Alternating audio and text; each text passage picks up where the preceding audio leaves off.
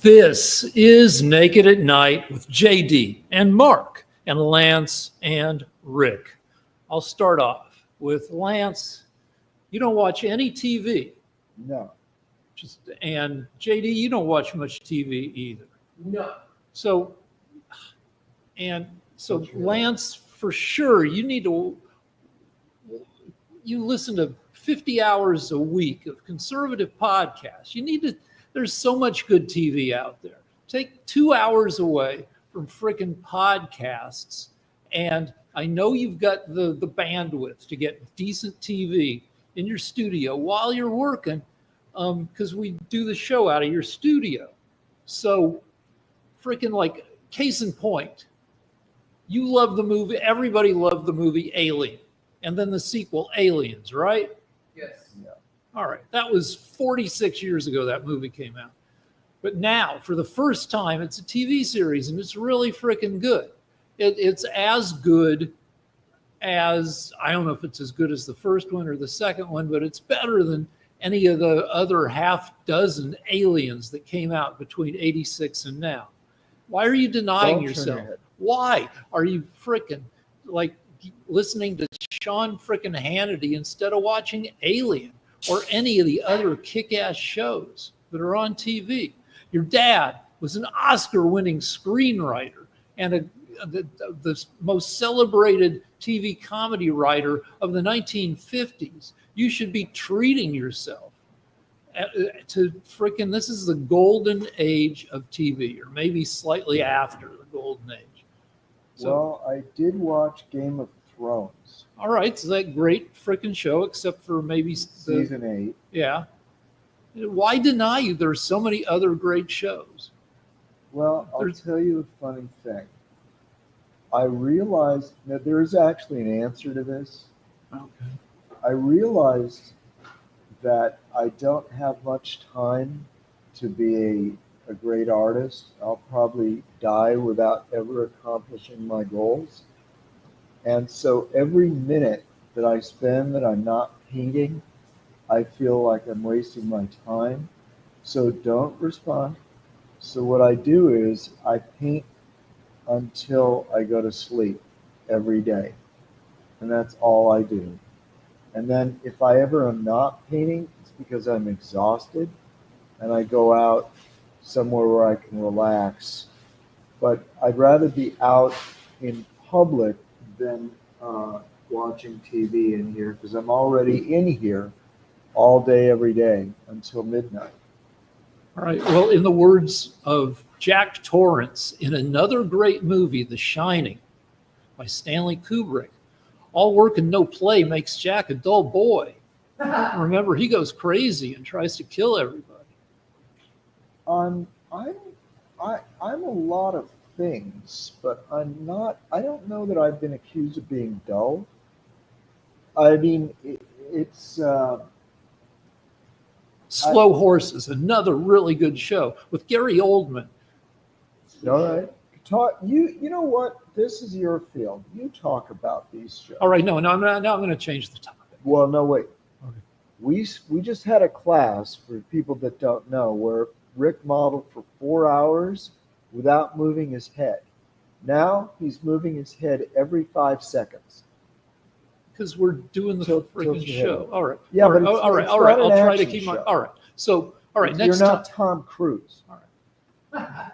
So, I hated what happened last week, where I felt like I was double teamed, and I felt when you guys were both yelling at me, that not everything you guys said was accurate.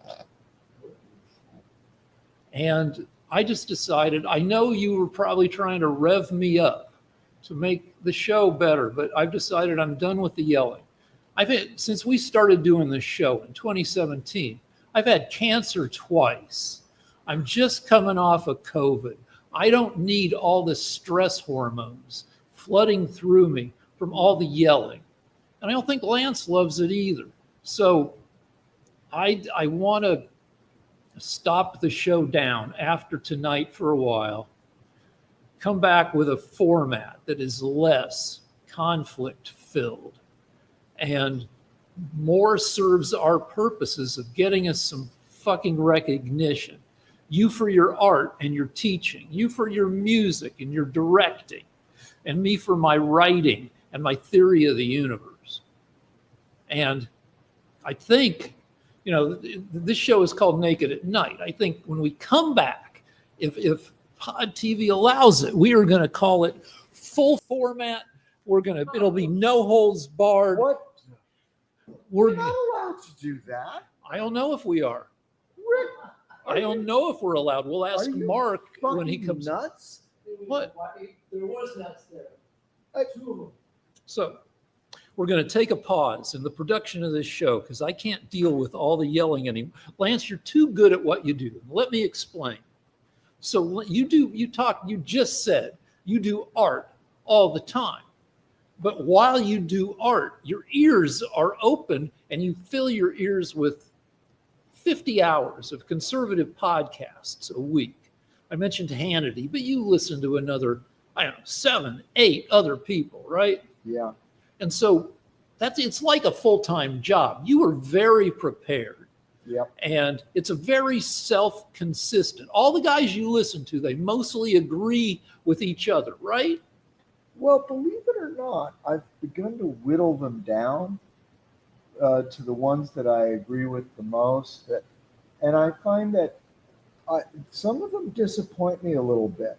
And I find that they can be wrong about little things. But mostly they present a consistent view of the world, which is a Republican view of the world.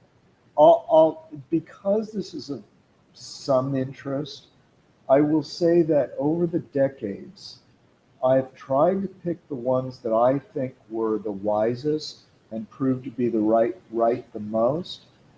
And for a while, I thought Tucker Carlson was really something. Now I don't believe that. And the one that almost never let me down was Steve Bannon. But now I think it's Mark Levin. Okay. All right. But the deal is that these podcasts, they're, when Levin talks to you, when Hannity talks to you, when they have staffs gathering information, doing research, helping them maybe with some of the talking points, the writing, right? Yeah. And so they have really good talking points, right? You've got, like when I worked on a late night show, that script was the product mostly of Jimmy, but there were another 12 writers, contributing. And so by the time that script made it to Jimmy saying stuff, it was highly produced, right? By very smart, experienced, talented people. Yeah. Okay, so you're digesting the highly processed, talking points from these talented conservative pundits. And in addition to having, very pithy, very punchy talking points, they also provide you with the little facts that underline the talking points. Like you can say to me, because you're brainwashed by the liberal media, Yeah. I bet you didn't know this. And then you come up with some freaking story about something that happened and that maybe I should know about. But anyway, and it sounds very damning to my side. Mm-hmm. And I can't fight you on this stuff. I can't win because I don't listen. I don't think I've listened to an entire podcast, except maybe 1 or 2 of my kids, in my entire life. And so you're going to beat me. And then when you're both yelling at me, it doesn't freaking work. All right, the thing that pissed me off the most when you were both yelling is I said that Trump has 5 crypto deals going that, as of now, are earning him about $3 billion. And you both yelled at me and said that because Trump can't do business with banks, he's had to turn to crypto. And I'm like, what? And you also said that Trump has been debanked by his Democratic Party enemies. They've shut down conservatives. And I'm like, what? Banks won't work with Trump because he has lost so much of the money that banks have loaned him. And you guys each yelled at me that Trump has a perfect record of repaying loans, which is the craziest crap in the world because Trump has defaulted on gigantic loans for the past 35 years, starting in November 1990, when he defaulted on $675 million worth of high interest bonds to finance his casinos. And he's gone bankrupt another 5 times. And each time the lenders and other creditors lose a ton of money.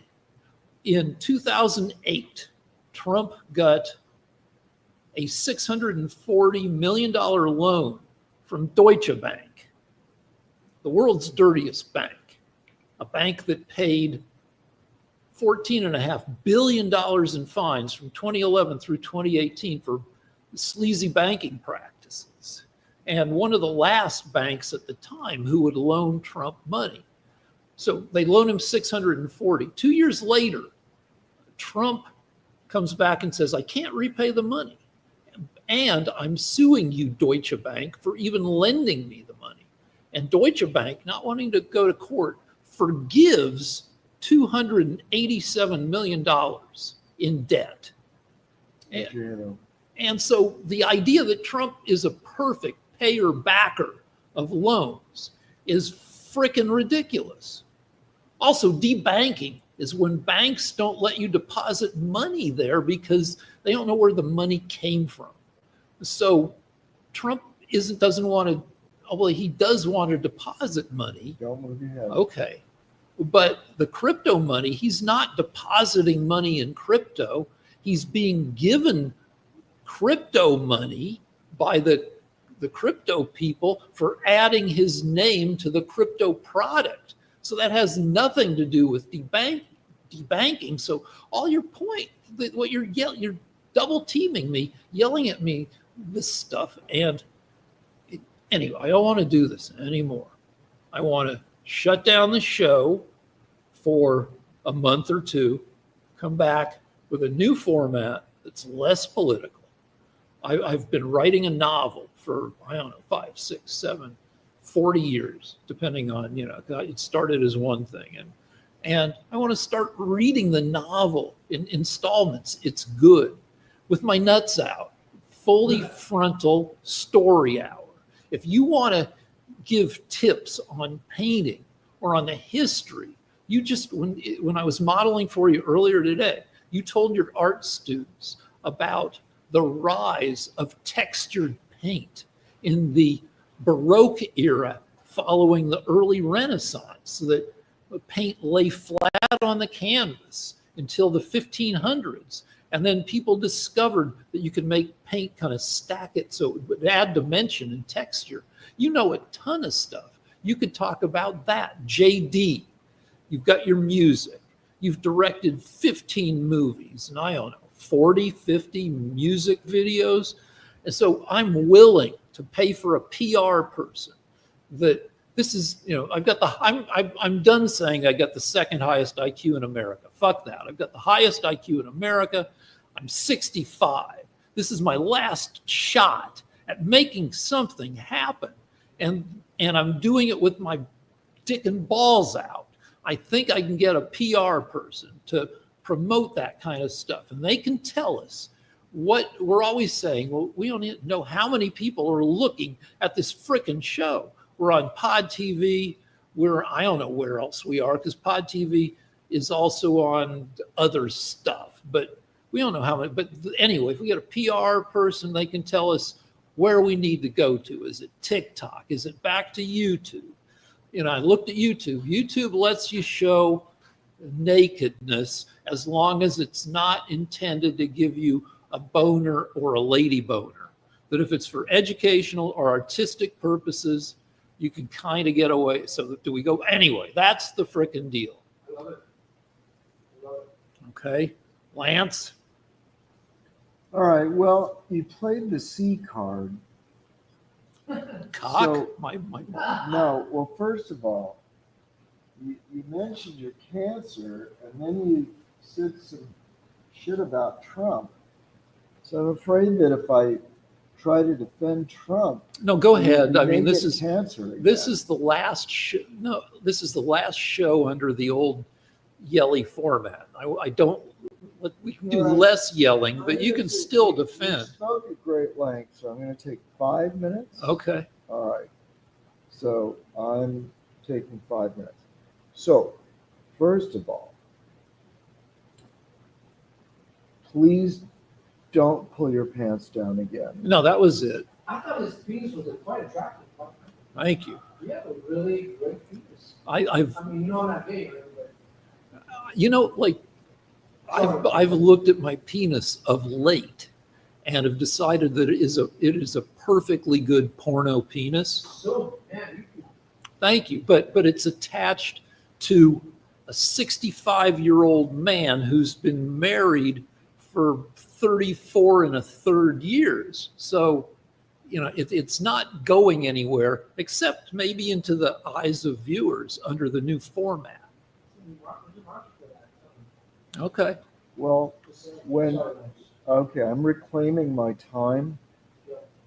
So I will say that the first thing I want to say is that your penis people don't realize that how close I am to Rick, and his penis almost hit me in the eye. So, I have to find out if I'm pregnant, if I have a disease. I mean, that was, I feel violated. I feel violated. We should probably put a warning on this show because of the, for I didn't even get a warning. I'm at this point now, I don't know if anyone will marry me because I'm sullied in some ways.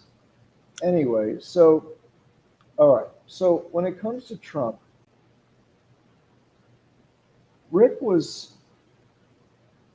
Democrats imagine that if you can prove that Trump was a bad businessman, that everyone in America will just naturally go, oh, well, Trump had business failures.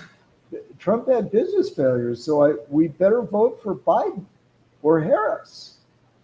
And it didn't work in 2016 or 2020, and it's not working now. It's a very unconvincing argument. well, that wasn't Reclaiming my time. Yeah. But the other thing is this. After you left, I was kind of concerned about what's going on, and I read a little bit about it. I scanned a couple of articles. It took me about 15 minutes to find an article that wasn't biased. And I found an article in The Hill, which is, it's not exactly, it's certainly not right wing. I think I read this on debanking. What it was about was basically what I can tell the Democrats listening to this is that Trump's business dealings with various banks would take probably 3 hours to discuss because he's a billionaire and he's constantly dealing with banks. So Democrats have figured out that they can take one little experience that he had with a bank and they can tell Rick about it, and he'll go, that's it, bad businessman. Oh, we all need to vote for Kamala Harris. Well, it turns out that Except I said nothing of the sort. The article said, several articles that I read said, that you can't discuss his life as a businessman by any one incident. And the other thing is this. So I realized, okay, what can you do? What should you do? I used my noggin and I realized, why don't I go to the most recent Deutsche Bank Trump experience? So we're not talking about 2008. We're not talking about 2015. What 2022. What is the most recent thing that happened?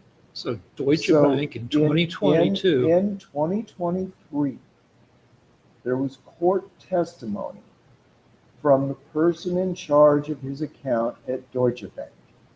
And this person, in an article in The Hill, whose name escapes me, but all you have to do is type it in, said that everything was fine. Don't interrupt me. I'm reclaiming my time. He said Trump was a perfectly good customer. He repaid his loans. They made a profit, and everything was fine. And the prosecutor was desperate to get him to say something negative, and he said no, Deutsche Bank would work with him again. And it was a quotation of an officer from Deutsche Bank, probably the president, I don't remember, but high enough to know better. And he said everything was fine. Second, the issue of debanking was brought up by JD, and I don't think it's fair that you have to be arguing two people. I agree with you. But I actually got off PayPal around the time of the pandemic because PayPal started to debank conservatives.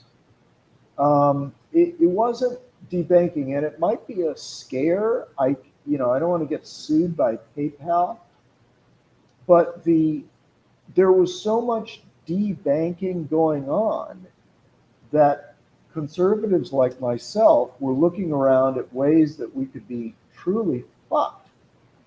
And one way that was going around the internet, may not be true, was that PayPal reserved the right to empty your bank account if they felt like it. It was like I read it in people were quoting out of the contract, and there were people that I knew in the media that were getting debanked. And in fact, recently, there's an investigation at the highest levels of government now trying to find out who was telling banks to debank conservatives. People from the Biden administration were actually doing that. And by the way, those people are going to be punished now because it's incredibly illegal. All right. So you said 5 minutes. So now you've gone over. So, all right. So I did not say that people shouldn't vote for Trump because he's a bad businessman. What I said and what I got I said that Trump currently has 5 current crypto schemes, coins going with a value to him currently of $3 billion. And you said that I didn't have anything to do with, whether you should vote for him or anything. It's just, that's the deal. You guys said, well, he had to do that because he got debanked. And I said, I believe, that if banks don't want to do business with him, it might be because he's gone bankrupt a bunch of times and also defaulted on bonds and loans a bunch of other times. So I also looked up statistics on debanking, and it's possible that that's going on. But out of 8,400 complaints filed by consumers to whoever you complain to about your bank, only 35, less than 0.5%, complained about debanking for political reasons. So is it happening? I don't know. I just got deplatformed from Etsy. Etsy said they won't do business with me anymore. I don't know why. I'm not a seller on Etsy. I go on there and I buy stuff every once in a while. They said because of fraud. And I'm like, and then it gives you a thing you can appeal, and then they're supposed to get. And don't turn your head. Okay. then they get back to you in a couple of days. Except they don't. I've appealed 3 times, so apparently I don't know what's going on. I didn't defraud Etsy or any of their vendors. I had a credit card stolen and had to switch out what my credit card number is with people but I don't frickin' know. But anyway, Trump doing crypto has little to do with what banks think about him. All right, I guess I'm supposed to respond now. Or not. We can go on to something else. Well, no, it's kind of important because right now there is a Justice Department investigation where we're trying to find out exactly who told banks to start debanking conservatives. And there are countless articles about it, and the fact that people weren't complaining about their bank, that means nothing because we knew that we were being targeted, and famous conservatives were being targeted, and it would be like complaining to the Biden administration, hey, the people you told to debank us had been debanking us. All right, so And they did that. We know for sure, for certain, that in Canada, the Liberals were debanking people that were fighting the COVID tyranny. all right, so let's I explain mean, that what goes without. all right, but for people who don't know what debanking is, we should define it. If you can stop moving your All head, right, okay. tilt it this way. Okay, There you go. so Lower it a little bit. Thank you. Debanking is when a bank says we won't let you deposit your money in our bank because we suspect that you may be up to hinky stuff, that the money has to do with you being up to no good. And they don't have to tell you why. And a lot of people, I guess, do get debanked. And there is a connection between crypto and debanking in that a lot, I don't know what percent of crypto people, it can't be very high, but I'm sure it was higher in the very early days of crypto that were really up to no good and needed crypto to hide their transactions. So that is a possible connection, but banks can get fined, like Deutsche Bank got fined in the 2010s for doing business with people doing bad. I wasn't finished. Okay, go ahead. But anyway, that's debank. It's good that I had a chance to think about and remember that you keep saying that Trump is trying to make money off crypto. And Rick, now in your world, anything you do to Trump is okay because he's not a Democrat and you guys need to get him. But there was a rigged non-jury trial under the aegis of Letitia James that basically got a ruling from a corrupt judge, Judge Egneron, that basically bankrupted Trump. And it's now been thrown out of The penalty part of it has been thrown out. It's been thrown out, and they're still fighting over it. But when I grew up in America, you didn't run for office as Letitia James did, saying, I'm going to get Trump or I'm going to get my political opponent. And then you didn't shop it around to a corrupt judge that would bankrupt you and your family if you were from the opposite political party under spurious accusations. Don't you dare interrupt me. The most obvious being that he valued Mar-a-Lago, this palace in Florida, at $1 billion. And Judge Engeron said, no, it's only worth $14 million. Now that's obvious corruption. He wanted a jury trial because he knew the judge was corrupt. The judge is a political appointee from the Democrat Party. And so the two of them got together and made up rules where him and his family were going to have to be bankrupt. Now, before you interrupt me, in the America I grew up in, before the Democrats showed their true face, it would be, that should never have happened. But if it did happen, and my political candidate, Trump, decides he's got to take extreme measures to try to avoid going bankrupt by opening up some crypto things, I think it's okay. I'm on his side. I would say, you know what? You go, Trump. Okay. Because you're fighting against corruption. Fine. But all I was saying when I got yelled at by you guys was that Trump did not turn to crypto because he was debanked. Did I say? I don't know what I said. But anyway, so yeah, Mar-a-Lago's obviously worth more than 14 million, though Trump bought it for 5 million plus another 3 million for the furniture in there. So yeah, it's a bad, but so the accusations of loan fraud are flying back and forth on both sides. So Trump was accused of loan fraud, which is specifically, he said his properties were worth this much and put them up for collateral to get loans. And then when he went to pay property taxes and such, he said they were worth way less because property taxes are a percent of the value of the property. So I'm sure lots of people do this, but Trump's properties are worth so much that the difference can be considerable. So let's talk about Adam Schiff, who's, what is he? He's the senator from California. Is that what he is? Yes. All right. He's been accused of bank fraud of a particular type, and so has at least one other Democrat. So if you hold national office, often you have more than one dwelling.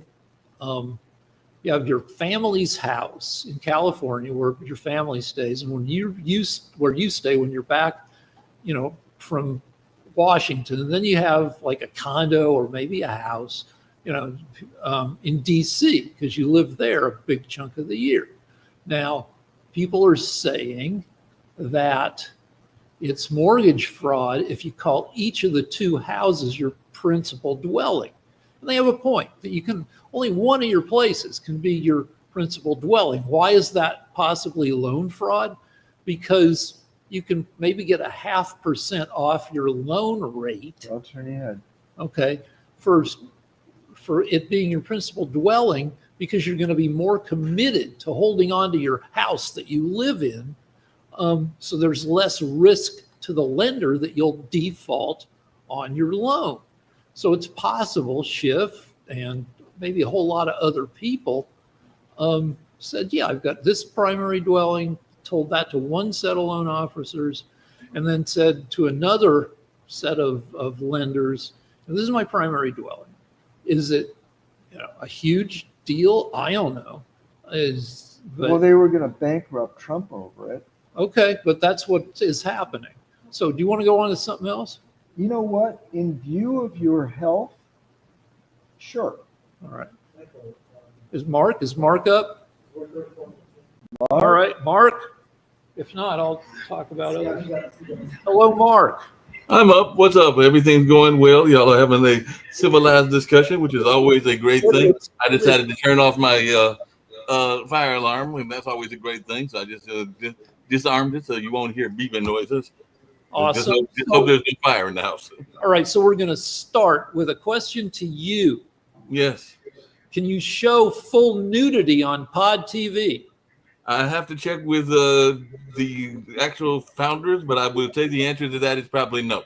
So you're not supposed to show full nudity on the Pod TV, but I can double check with them. But I think that they try to stay away from full nudity. And you were talking about changing the title, and I know for a fact that Kim likes the title that you originally had, which was Naked at Night, because I think she helped you come up with that title. But I can see what she thinks. So we can stick with the title. We're going to looking at changing format. But yeah, find out about nudity. brief artistic nudity. Well, artistic nudity, because they would say you would talk about having some women as guests and all along those lines and everything like that. So they was even talk about having what is artistic nudity, which is usually the more kind of like playful and nudity, and isn't as graphic as say some of the things that you might see on pornographic TV, Right, and that so, you might like, see in some of the other things. YouTube allows nudity if it's not for the purposes of sexual arousal. Right, Like, that's what I'm saying. They don't want like they don't want the pornographic version and everything like that. They're thinking about it more in the sense of the Greek style of nudity and all along those lines, from my understanding. right, involving yogurt. So what's your question for us?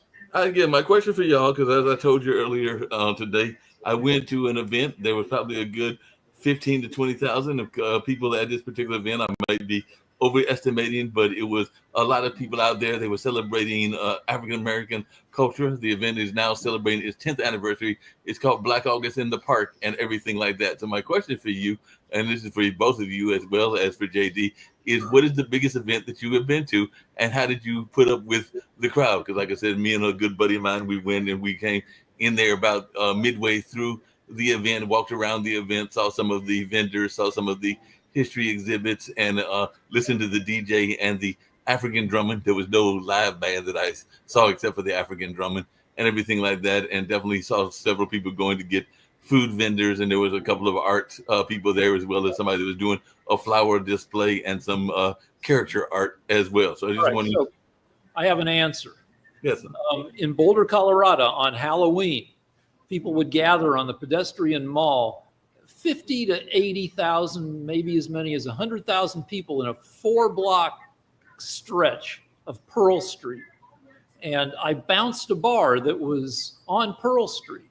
And so I would wade into this crowd of 50, 60,000 people. And my costume was roller skating caveman. I had a loincloth on and roller skates. And the crowd was so jam-packed that I would just be carried along by the motion of the entire crowd. It's this kind of conditions where people get crushed. And it was both exciting and terrifying. And my idea was, being roller skating caveman, that some frickin' young lady would like what she saw, very tall guy, because in roller skates, I'm almost 6'4". A lot of, man cleavage. My pecs used to be much thicker, peckier. And, it never, see, they're a ghost of their former self. But anyway, that was the biggest, most chaotic crowd. And what about you, Lance? What's the biggest chaotic crowd you've been into, or do you try to stay away from those? I was an ardent Democrat when I was a child, and my parents took me to a rally for George McGovern. Okay. George McGovern was the worst candidate in the history of the Democrat Party, according to the vote tallies. He was defeated by Richard Nixon, and that the night he was defeated, I was very depressed. I thought America would be damaged. And looking back on it now, God didn't let me down, because if McGovern had won, things would have been very bad.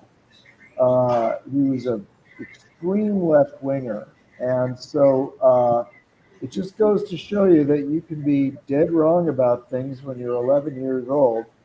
And it was such a big crowd. I was only a couple of feet away from McGovern at a certain point, and if I'd have gotten close to him, I would have disgraced myself by embracing him and kissing him. So that was one hell of a crowd. All right. And just one other side question, and this is for both of you, just really quickly, but JD may have an answer too. One thing that I've noticed, and my friend observed as well, when we went out to this festival, there are a lot of young women that are becoming very much tatted up these days. So I just wondered y'all's opinion of women and tattoos, because I've noticed that a lot of people, particularly I'd say in their 20s, 30s, and even some in their 40s are getting more tattooed or tatted up than I remembered. And I don't know whether So either of you. I thought I had a tattoo tweet that I thought of, but I wasn't near someplace where I could tweet it earlier today, looking at some of the people around me with a lot of tattoos. And it was, I've got a bunch of tattoos. Why aren't people sleeping with me? And then attributed to somebody with a bunch of tattoos, probably.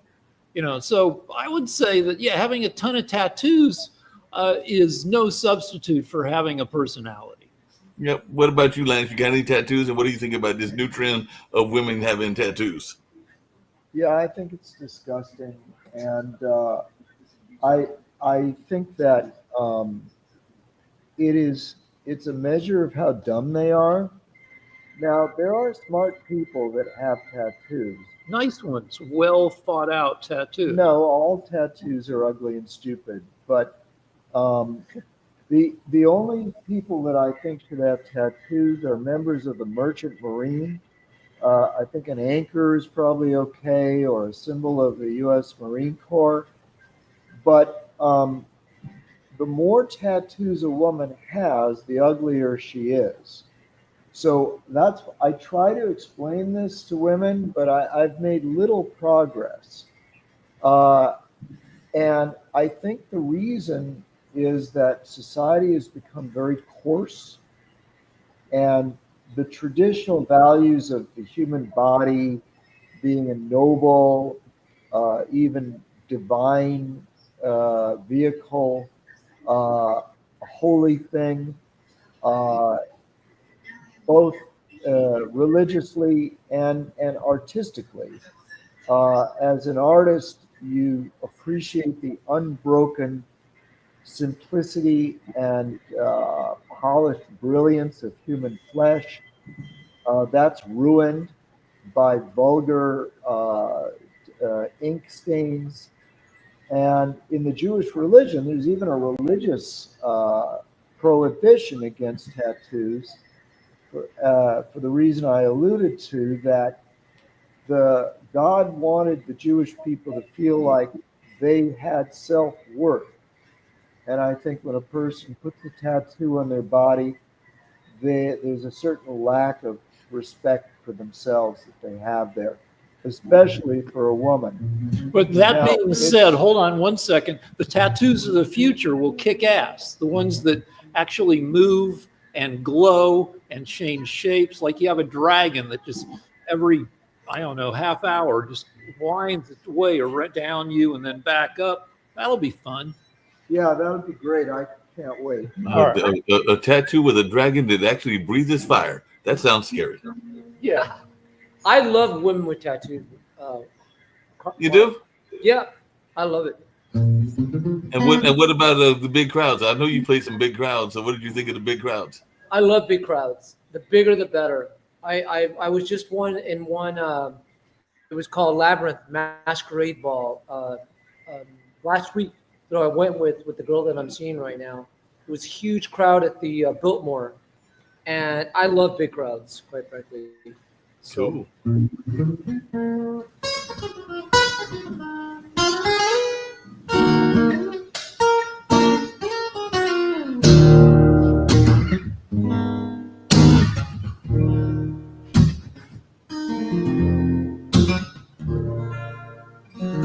Esta vida sin mamá es mi cruz, es mi cruz, no hay luz.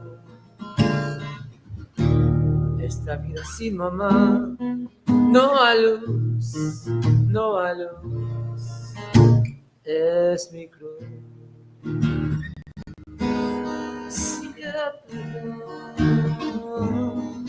Se apagó, se apagó,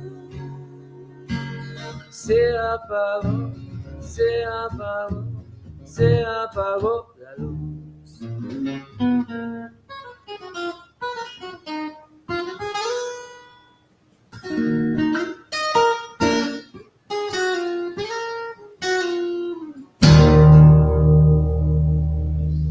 Thank you. All All right, stick around for the next episode. I'm JD with Brick, Lance, and Mark. Bam! If you're talking, they will hear you. We all want our kids to grow up safe and healthy, so we show them how. And we tell them with honest conversations that let them know what we expect. Not just one time, but every chance we get. That's especially important when it comes to alcohol and other drugs. Kids not only need to know the dangers and how to avoid them, they need to hear it often from you. And when it comes to pain medications, opioids, they need to know that they should never be taken without a prescription and never shared with friends or family. It's dangerous and illegal. So talk with your kids and guide them through the challenges of growing up safe and healthy. Because when you talk, they hear you. For more information about talking with your kids about underage use of alcohol and other drugs, visit underagedrinking.samhsa.gov. So talk, they hear you. You can do it if you try.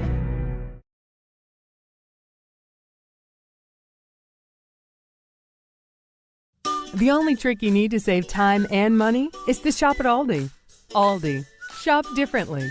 Limitless length plus volume. Sensational from every angle. New Lash Sensational Sky High Mascara. Only from Maybelline, New York. Everything that touches your baby should be this comforting. Pamper Swaddlers.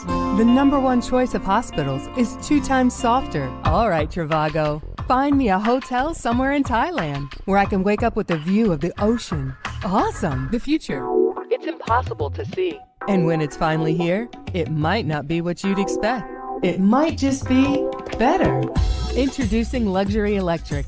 Introducing Lucid Air. We're for those who love to discover, who don't need to travel to find something new, and who know when you spend less, you can discover even more at TJ Maxx and Marshalls.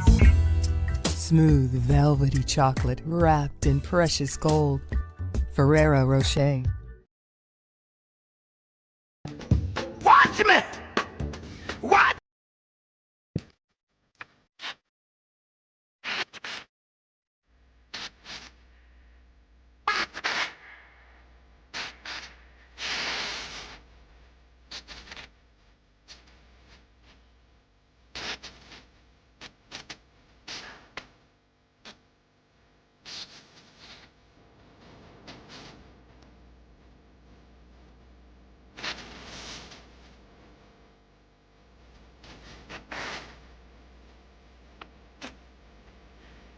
God.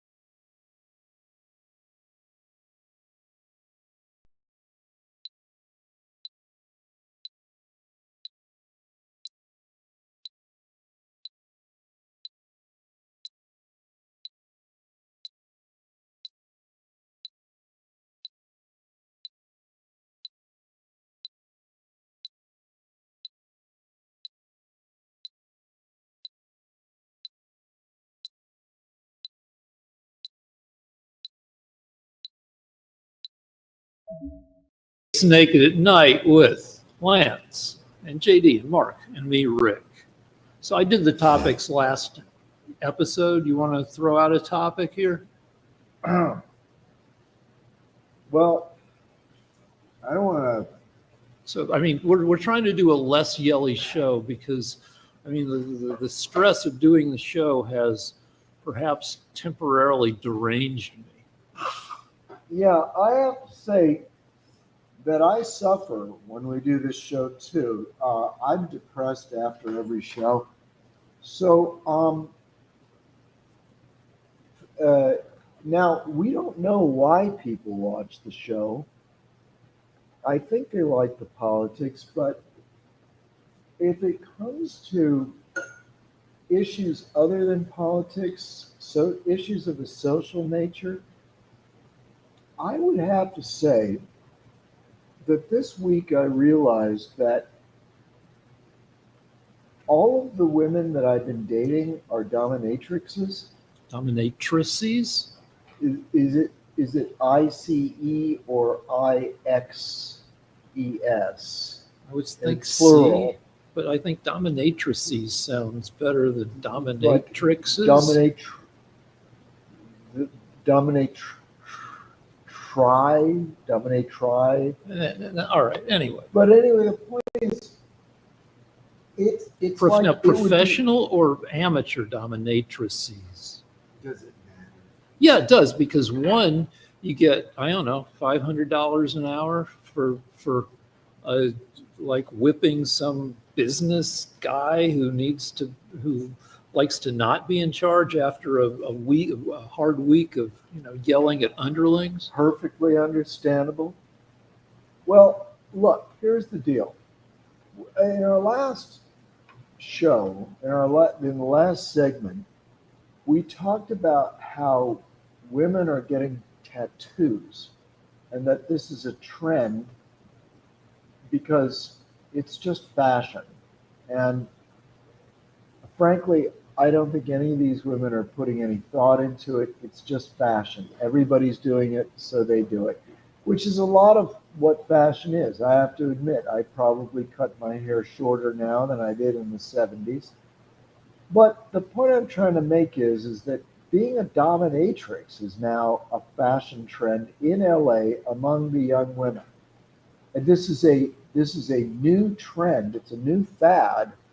And I've given it some thought because I have to. And I think what it is feminists have pretty much taken over the minds of all the women. And the only acceptable way you can still have heterosexual sex if you're a woman, that is sex with a man. So in LA, the coolest thing you can be is a lesbian.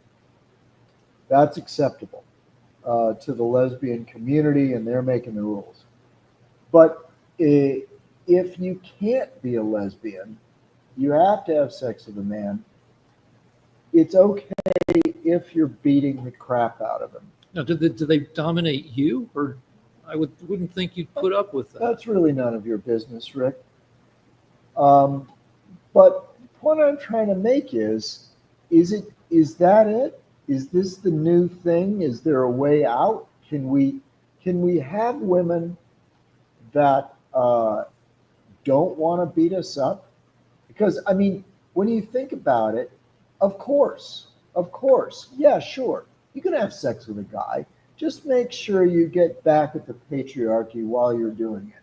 So a lot of Gen Z, and Gen Z is people born between 97 and 2012. Gen Z and then millennials, many more than any previous generation, is deciding that sex just isn't worth it, that there are more virgins, according to surveys, per capita in America under age 30 than ever before, that only one person in four between the age of, is this right? This might not be right. Between 18 and 30 has had sex this year, in the past year. Another survey said that Gen Z isn't even jerking off. So there is a lot of distraction or discontent about sex. Now, I got to say, I had a very limited contact with Lance is trying to get my head in the position so he can paint my head, with the S&M community.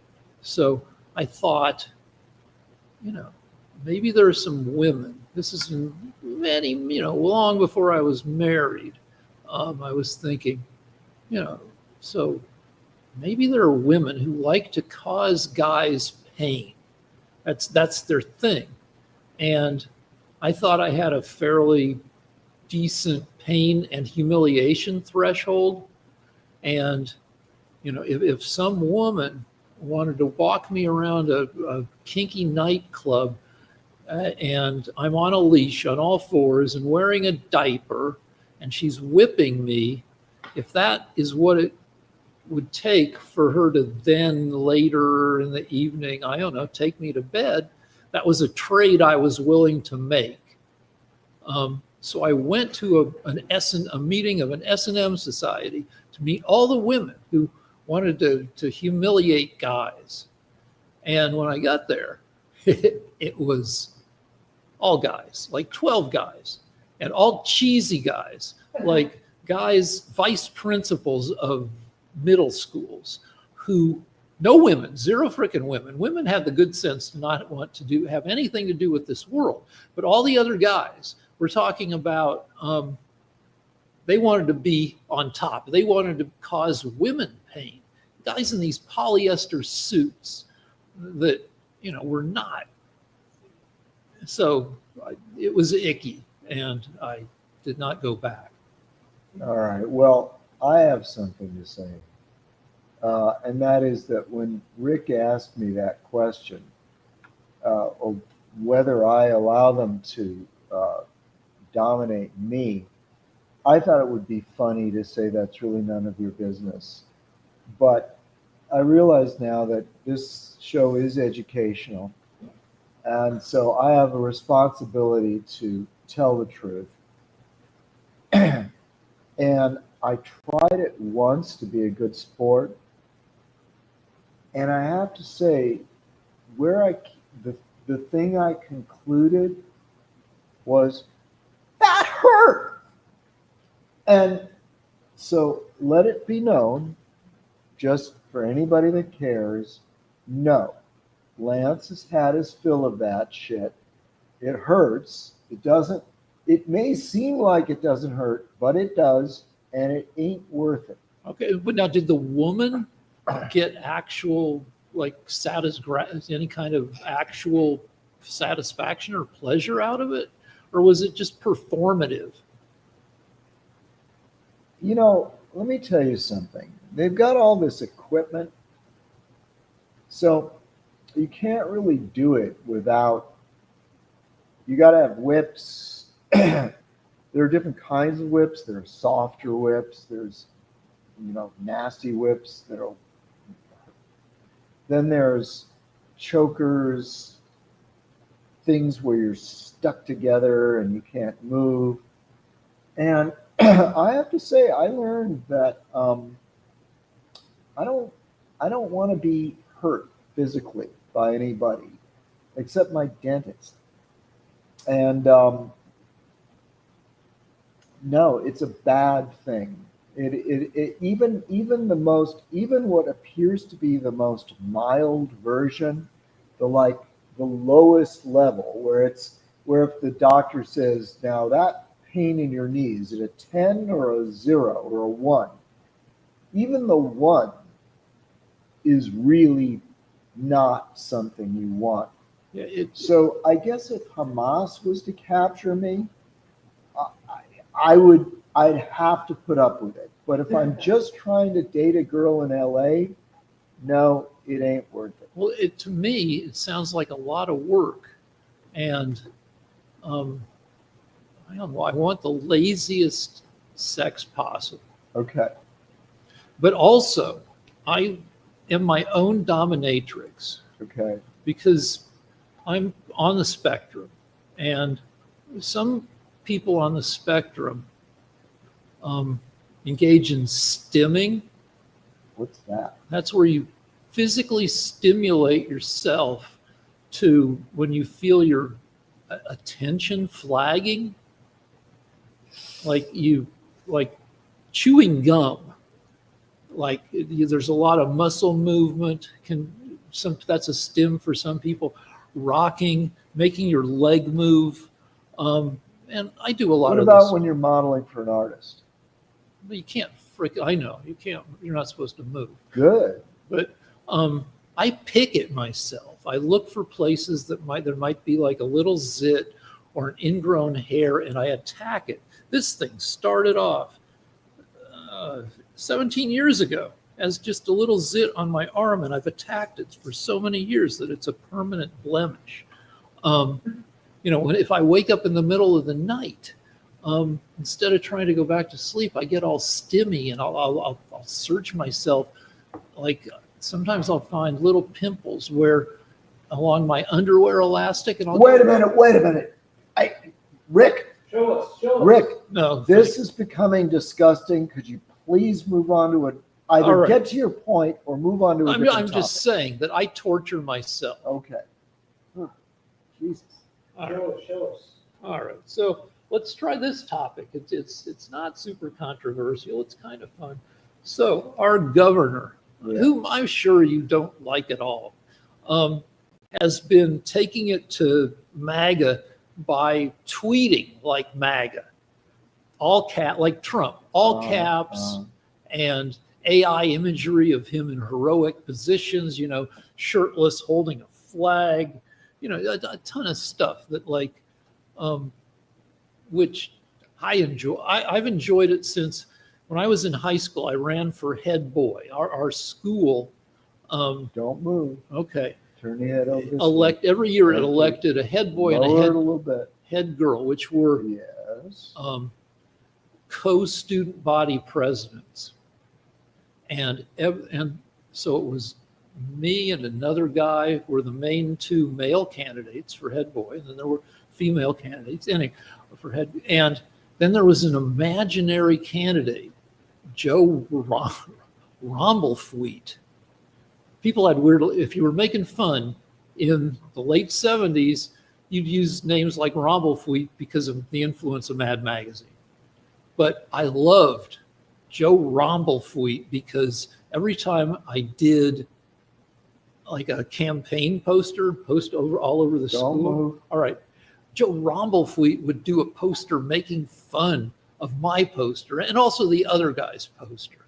And, Joe Romblefleet ran on a platform of free ice cream for everyone.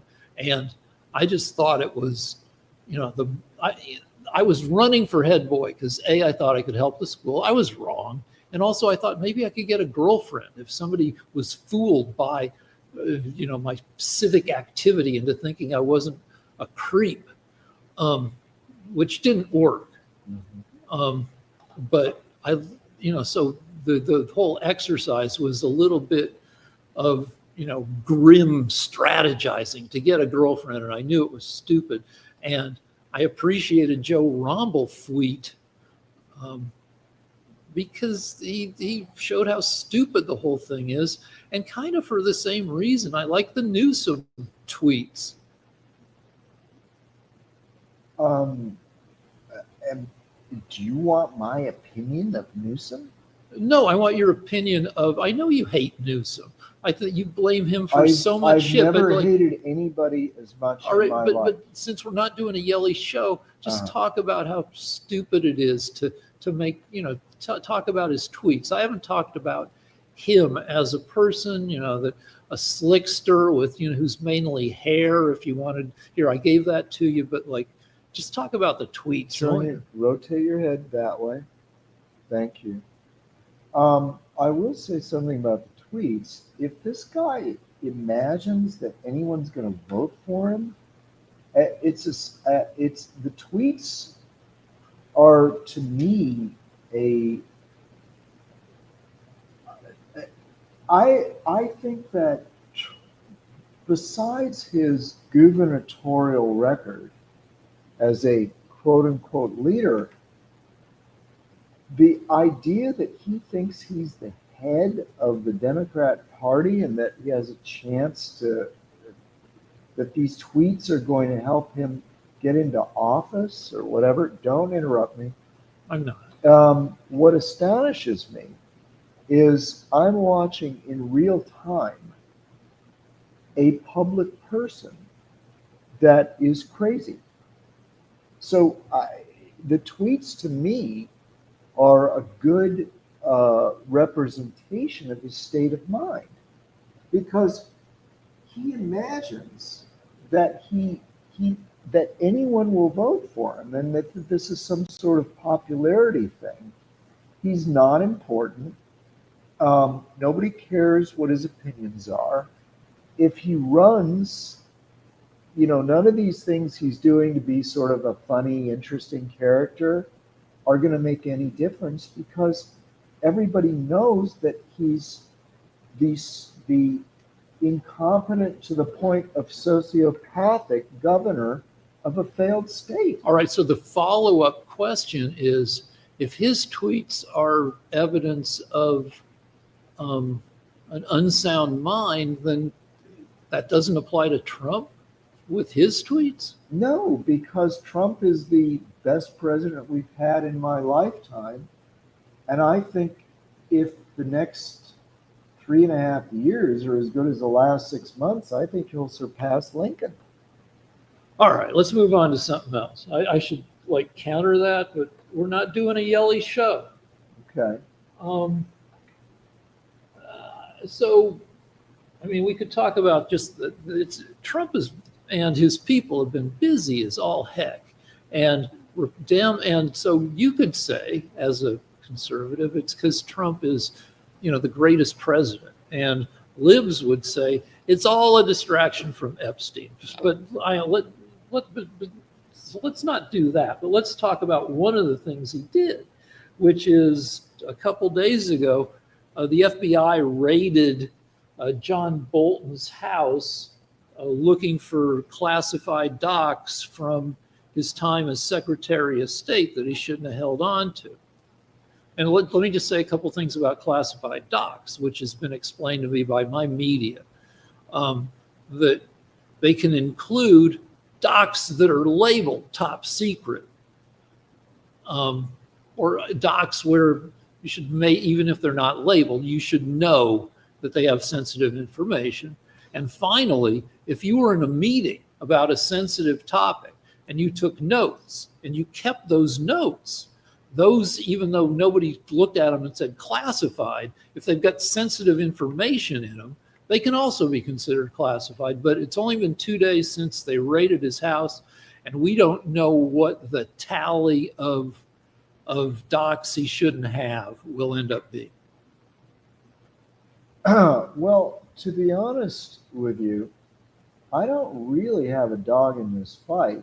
And the reason is that I was neutral on Bolton.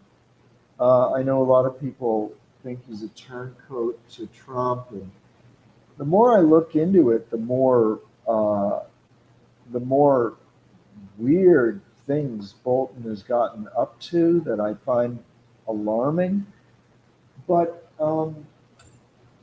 apparently what he did was he brought the classified documents home.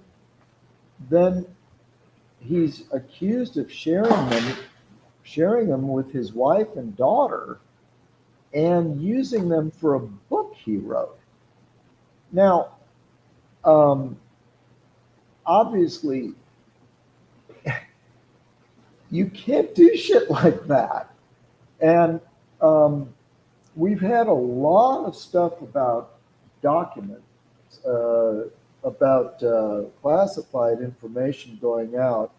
It all started with Clinton's laptop, or Clinton's computer. She had a server in her bathroom, and we think that the reason she had her own server was because she was selling American foreign All right. policy. We're doing a non-yelly show. Well, Rick, for God's sake, you can't keep doing that. Now I'm yelling. But I'll just briefly list it. The whole thing started with Clinton being accused of deadly serious breaches of security. And so what she did was she destroyed 33,000 emails. We think she was trying to sell American foreign policy while she was Secretary of State. But after that, Biden was discovered years later to have boxes of classified documents he'd taken while he was a senator and kept them in his garage. And then as soon as that was discovered, the Biden administration, or the Democrats thought, wait a minute, why don't we raid Mar-a-Lago and accuse Trump of doing that? And that'll take the heat off. So they raided Mar-a-Lago, and we argued about this last week. Yeah. But the point is, now we're finding out that a very low-level person, Bolton, of the 4 people I just Well, mentioned, Secretary of State isn't that low. he wasn't Secretary of What State. was he? Secretary of He what? was an advisor, a security advisor. He's never been Secretary of State. No. I think Secretary of State was, Rex Tillerson. no, I think, no, First. it was, okay, well, see, I told you my memory was gone. The guy was kind of overweight. So we've been. There But- was Rex Tillerson was head of Exxon, but No, Lance. but I'm trying to make a point here. Bolton was like the lowest guy on the list that should have had classified documents. And what people Under Secretary of State, under Rumsfeld in 2001, and then National Security Advisor for 6 months, no, 18 months under Trump, Ambassador to the United Nations for under Bush. So Okay. So well, never let me- Secretary of let me- State, Let but- me explain it before you interrupt me again. The only person that can declassify that has the right to say, I hereby declassify this document is the president. Documents are always declassified as a matter of just normal doing business in government. But the person that can just go to just say, I'm declassifying this top secret thing is Trump. So Trump had a right to do that, but Bolton did not. And wait a minute before you interrupt me. It's serious enough that there are people still languishing in jail right now that accidentally released a single document. yeah. So I don't really hate Bolton. I'm indifferent to him, but for God's sake, All right. Okay. Since we're not doing a Yelly show, I'm not going to rebut any of that stuff. We talked about it last week. I want to move on to one last topic before Mark comes on. And there's a story, and it's kind of, it's one of those deals where they took a bunch of facts and kind of built the most sensational headline they could, but the headline was that Russia has taken / indoctrinated 1.6 million Ukrainian children from occupied territories, from the territories they've taken in Ukraine. That's a shit ton of kids. But the related topic is that the DNI, the Director of National Intelligence, which is both a title and the name of a department run by Tulsi Gabbard, the DNI, she's firing half of her staff, including, I believe, the Russia desk. And Hegseth is firing, anyway, they're firing a bunch of spy department personnel. The U.S. has, I don't know, a dozen different spy agencies. I don't freaking know, but a lot of them are getting fired as a cost-cutting measure, but a lot of them deal with. So anyway, my question to you is, you know full well that the Soviet Union has been effing with us from the time it was first formed and right after World War I to when it fell in like 91. And then after that, Russia's been effing with us. So how come it was so bad that was going on then, but you seem to be cool with, Trump kowtowing and our various spy agencies reducing our ability to know what's going on throughout the world and, especially in Russia. okay. Wait, JD's got his hand Yeah, up. say something real quick. Mhm. Before I last time is that it's not so much everybody knows Right, that Russia has been affecting our elections. The big brouhaha was that Russia and Trump colluded. That Trump was a puppet. That was the big argument. I mean, it's always been known. It's always known that Russia is trying to influence our election. Yeah. But so that's the point. You know? Yeah, and the left has been claiming since 2016 that Trump is unduly influenced by Putin, that Trump likes Putin too much. No, they not so much. Obama loved Trump. I mean, Obama loved Trump. No, there were more tense. I mean, Hillary did the whole reset button. Yeah, that's true. That was. So it's not that the big brouhaha did that Trump and Putin colluded to win the election. That Putin wanted Trump over Hillary and so anyway. Loud, be loud. I'm done. All right, Lance. All right. So first of all, I would just like to say that Rick is the epitome of the guys that says, you wouldn't hit a guy with glasses, and then he takes glasses out of his pocket and puts them on. Yeah. So you started the show saying we're not going to talk about politics, and then every segment you say I said that in the future Trump. that we're going to talk less about politics, and this show we're going to try to be less yelly.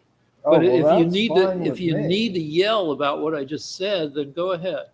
Well, here's the situation. Tulsi Gabbard and Pete Hegseth are firing federal employees that aren't worth having. The United States is, Trump is now the leader in the sweepstakes, beating Clinton, of presidents that are firing federal employees that are dead weight. So this has nothing to do with whether we'll be ready for conflict with the Soviets. They're firing these people Right, because so you make either they're not doing a good job or they're not doing what the conservatives want them to do. Right, so you make a good point, unfortunately, in that Clinton, I believe, over a period of, 3-4 years, reduced the federal workforce by like 40%. I've probably got some of this wrong, but he was the last president to have balanced the federal budget, to have made it so that the government was spending less money than it was bringing in. Okay, well, though he did it, was a so good idea then, and we're trying to do that now. all right. I mean, since we're not yelling, what? Who's the Republican Congress? Yeah, Well, actually, they pushed him. The Republicans under Newt Gingrich effed with Clinton a lot, and he, being a smart politician, moved to the center, and his popularity went way up. well, he agreed to something they wanted. Yeah. So, all right. So, is it Mark time, or are we gonna? But I love saying this though. Since you just slandered Trump, With what? I'm gonna bring this up again because it never gets said enough. There was a battle of, I believe it's Koresh, or maybe David Koresh was somebody. David Koresh is the guy who got burned up in Waco by the FBI. Right. But there was a battle. There was a battle in Iraq between American and Russian forces, and what happened was Russian forces supporting Russian mercenaries. Yeah, but they worked for Russia. Worked for the Wagner Group, which is a Russian military mercenary I know, group. but every place that Russia ever has a conflict, this mercenary group always shows up and does exactly what the Russians want them to do. Right. So we found that out in the Ukraine war. Here. Anyway, I just want to finish that Trump, when they attacked American forces, Trump crushed them. So it's really, it's so unfair. And if I had any emotions at all, it would really upset me how Rick is always ignoring the fact he's got all these arguments why Trump is in bed with Putin. But the only American president that's ever opened fire on Russian forces is Trump All right, since fine. World War One. All right, so fine. So a second that column versus a bunch of seconds. Anyway, let's go to. Mark, I can hear you too well. There's a bunch of stuff. Anyway, Mark, what's going on? What do you got for us? Oh yeah, I was just waiting for y'all to finish and everything before I had the question and all along those lines. But there are two friends that were gushing over each other, and I know that you know both of these folks because they've been in show business for 50 years. But I just wondered y'all's thoughts around Henry Winkler and, of course, Richard Thomas and all along Ron Howard, I should say, because apparently Henry Winkler called and was gushing over his close friend and co-star Ron Howard after Ron Howard recently got this nomination, an Emmy nomination for his recent production and a satirical comedy called The Studio. So I'm imagining that both of you have had dealings with those famous folks and everything like that. So I just wondering y'all's impressions of Henry Winkler and Ron Howard, because I know both of them. Henry Winkler is known to be the nicest guy in show business unless you're a fish. He's super nice. He loves to go fishing. There are tons of pictures. He'll tweet a lot of on Twitter holding up giant fish he's caught. He's standing in the middle of a river. And I assume he, being a nice guy, he puts the fish back after the photo, but I don't know. But a freaking great guy. I semi-worked with Ron Howard for half a second where we did a bit with Tom Hanks as a pageant dad back when Toddlers and Tiaras was a popular show, and for Kimmel. And then the kicker, the button of the bit was, it turns out that Ron Howard was a competing pageant dad. And I didn't meet him because my bosses at Kimmel didn't trust me to not be a weirdo with huge celebrities. So they surrounded me with other writer producers and told me, just freaking don't say anything to anybody. So, wow. And what about you, Lance? Did you have any dealings with either Henry Winkler or Ron Howard, as your dad was a famous director himself? Well, I have to say, I have no idea why Henry Winkler has attained this legendary status. He seems to me to be a very limited talent. As far as Ron Howard goes, did you see him in Barry, where he played the acting coach Gene Cousineau? I have not followed the depths of the career. Well, then you don't. All you Henry know Winkler. is freaking Henry Winkler as Fonzie, who'd hit a pinball machine and a jukebox and make it, and comb his hair. Yeah, no, I he's didn't done know. excellent work, and he's a freaking mensch. All right. Well, I think this is going to be our most vicious argument. I also think that Ron Howard is a very talented director. I've seen a number of films he directed, and I was pretty impressed that Opie came out all right. So for people who don't know, Ron Howard was a child star from the age of about 5, acting on the Andy Griffith Show. So he's been in showbiz for roughly, for more than 60 years. Yeah, and I think his daughter is hot. And I think it's really sad that he lost all that hair. And what town did he live in? It's a fictional town. It doesn't really exist. Mayberry. No, Mayberry. Mayberry is the most important city in North Carolina. No, that would be Raleigh and Durham and everything. What about you, JD? Did you have any Ron Howard or different Henry Winkler stories?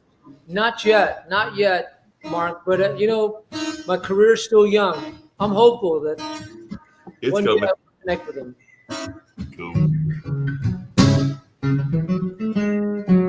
Ha! Ha! Ha!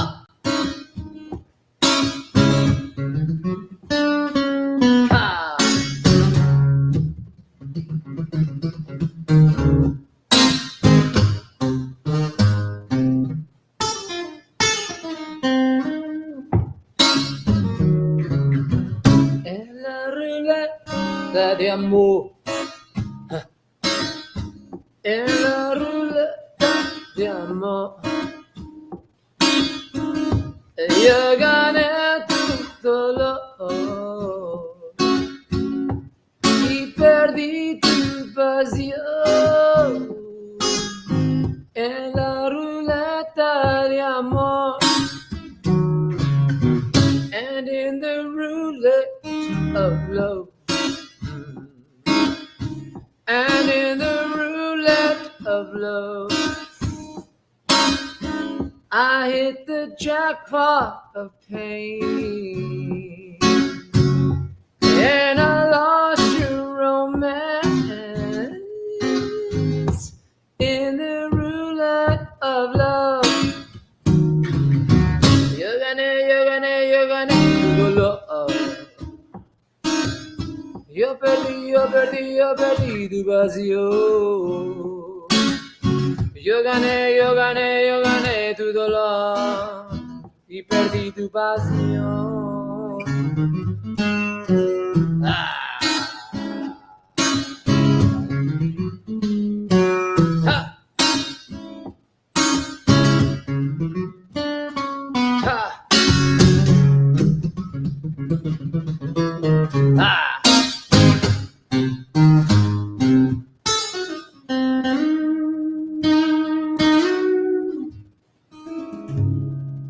Ruleta de Amor, JD Mott original. All originals, no copyright laws here or problems.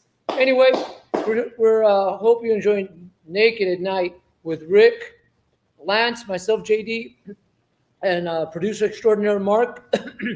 And this, we may never see each other again after these 4 episodes. So if not, it's been a great opportunity knowing you guys. But if we see you guys again, we'll see you again soon. Anyway, stick around for 2 more episodes. Bam!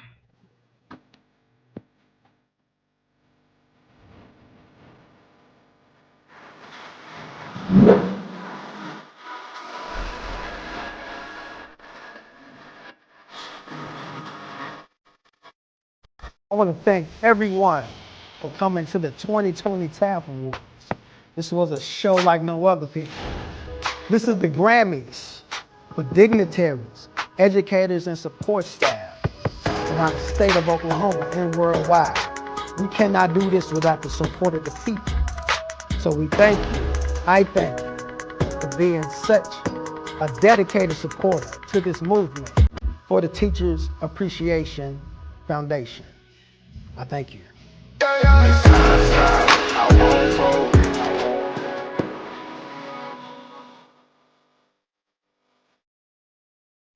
Yeah, that was maybe not the best.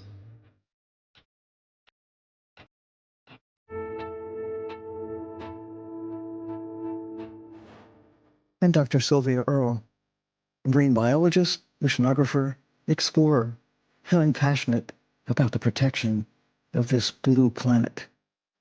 I grew up next to the ocean in the Gulf of Mexico, and I've witnessed how much the ocean has changed and how marine life has been endangered. But I know there is still time to help the ocean, which is why I was drawn to the Aponte family's sustainability mission. Explorer Journeys has a genuine ambition to connect people with the wonders of the sea, its marine life, its communities, spiritually, physically, and intellectually. We share the same values and have the same objectives to deepen people's relationship with the ocean, to explore, protect, and restore. Explorer Journeys calls it the ocean state of mind, a sensibility that will ensure the protection of this precious blue planet. Through my foundation, Mission Blue, we're working on ocean conservation, inspiring hope with champions across the world. Beginning with my extraordinary role as godmother to Explorer One, we will be heralding a meaningful collaboration between myself, Mission Blue, and Explorer Journeys and the MSC Foundation towards preserving and restoring the world's oceans, the blue heart of the planet.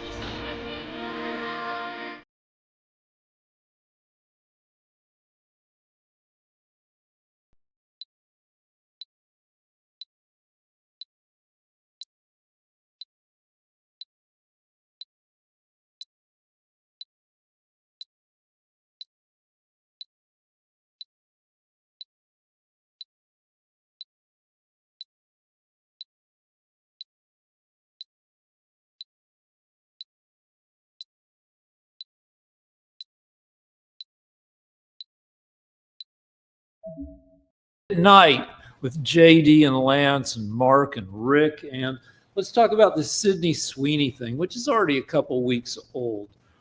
It's a culture war thing where people on Fox News are saying that the libs are all up in arms because what's the name of the jeans company? American Eagle or something? Yeah, American Eagle. Okay. Ran an ad that says that Sydney Sweeney has good genes, and supposedly libs are hair on fire because it's implying that as a blonde, she's got better genes than other people, which is no, nobody thinks that. And who cares? And to me, it reminds me of the war on Christmas stuff, where Fox News claims that has been going on for 10 years, that because of liberal culture, people in stores are supposed to say Happy Holidays instead of Merry Christmas, which I don't believe either. I grew up in retail, and a bunch of Jews, my family, we had a ton of fake Christmas trees in our store every year. It was my job to help put the trees together. And I don't believe that, I say Merry Christmas to people to just defy the bullshit. Though I will say there are trends in what people say in restaurants and retail establishments. Like right now, hostesses and hosts are saying, welcome in, which is not a thing people used to say, welcome in. Also, when you make your choice off a menu, people say perfect. Or if you buy a pair of socks, ooh, perfect. So maybe there is a trend where people will say Happy Holidays, but I don't think it's because there's a directive from the liberal Politburo. So there you go. Politburo. Polit, I don't know. Okay. All right. Can I speak? Sure. I'm going to take 4 minutes. So part of the problem that we've had with this show is that Rick doesn't know what's happening. And I think that's a good thing, because look how stressed I am even with the little I do know. Reclaiming my time. All right, but I'm just saying that the more I knew, the more I'd be shitting my pants. Okay. So, number one, I've seen on podcasts liberals actually saying that it's racist for Sydney Sweeney to say she's got good genes. And so, I mean, more than one. So, yes, there are liberals that you're not aware of that are saying that Sydney Sweeney should not be bragging about her genes because it's racist, because she's blonde. The other thing that is very infuriating to me, if I still gave a damn about anything, is that Rick doesn't realize that the Disney company has pretty much eliminated any mention of Christmas whatsoever.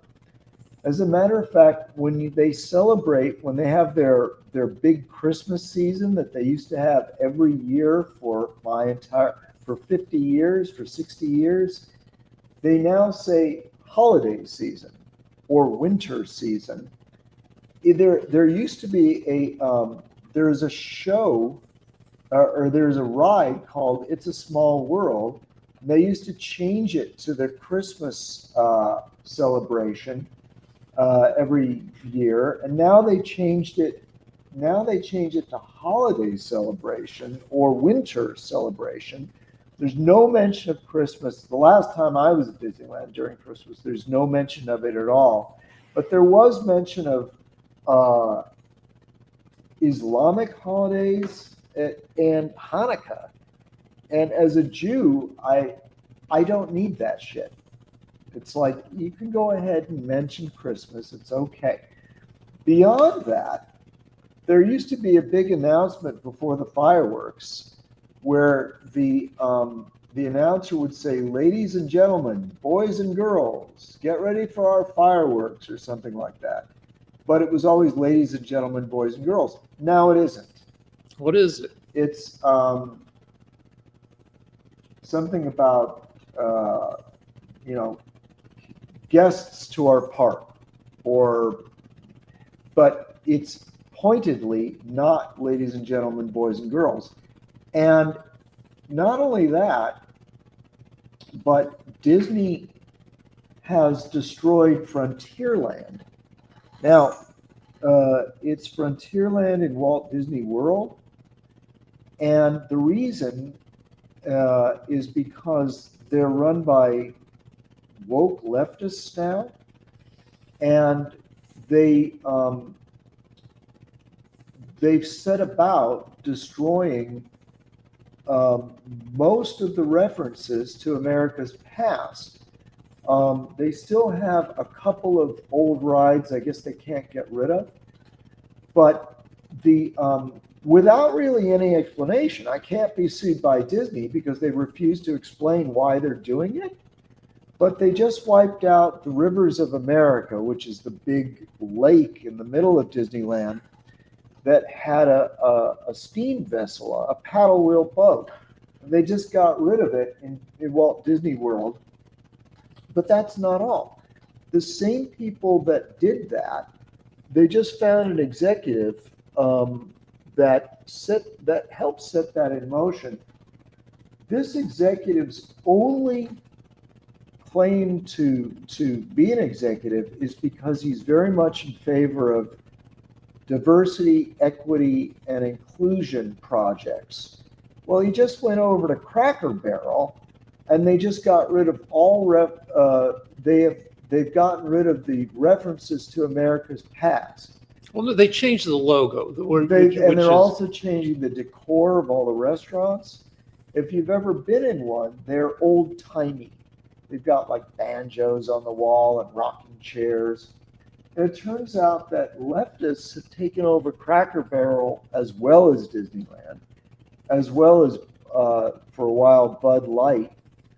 And Cracker Barrel now has a sleek, modern quality to it. They got rid of all that old Americana junk. All right, so I'm not finished. Yeah, but let me go. All right, it's 4 minutes and 50 seconds. All right, so I did go over. All right, so I would say that there are a lot of corporate forces that aren't necessarily woke forces. They could be. There could be focus groups. Have you ever done a focus group? I've done a ton of them. I have. Yeah, they sit you in a room and, there's the mirror and they're watching you and they ask you your opinions about stuff. Are you trying to gaslight me right No, now? but I can tell you what killed Frontierland in my mind. The thing that comes to mind most immediately is time killed it. The Disneyland opened in 1955, I think, right? 70 years ago, roughly. And at the time, Westerns were the most popular show, especially for kids on TV, because TV was in its infancy and you couldn't do science fiction because you didn't have the, and so Westerns were the cheapest, easiest thing to make. America was watching Westerns. Kids wanted to be Davy Crockett. There were a ton of Western movies. And times change. Nobody wants to see frickin' Westerns or steamboats. They want to see Star Warsy crap. And so I would think as much as anything, it's not that, they don't want to highlight America's heritage. It's that they focus grouped it and people don't like frickin' steamboats anymore. And Cracker Barrel, somebody there was tweeting on, on Twitter, obviously, that, Cracker Barrel are these places that they're located along highways. And, that's where you pull over or where maybe you go for Sunday dinner, and that there are other forces working against Cracker Barrel. Like there's a thing been going on with Bed Bath and Beyond. Can you not move your head? I don't know. I'm thinking. So, Lord, rotate it, please. Like Bed Bath and Beyond is like they're saying they won't come back to California when they come back as a business identity. But Bed Bath and Beyond they had a busted business model that hadn't worked in 15 years before they finally went bankrupt because people get housewares off of Amazon.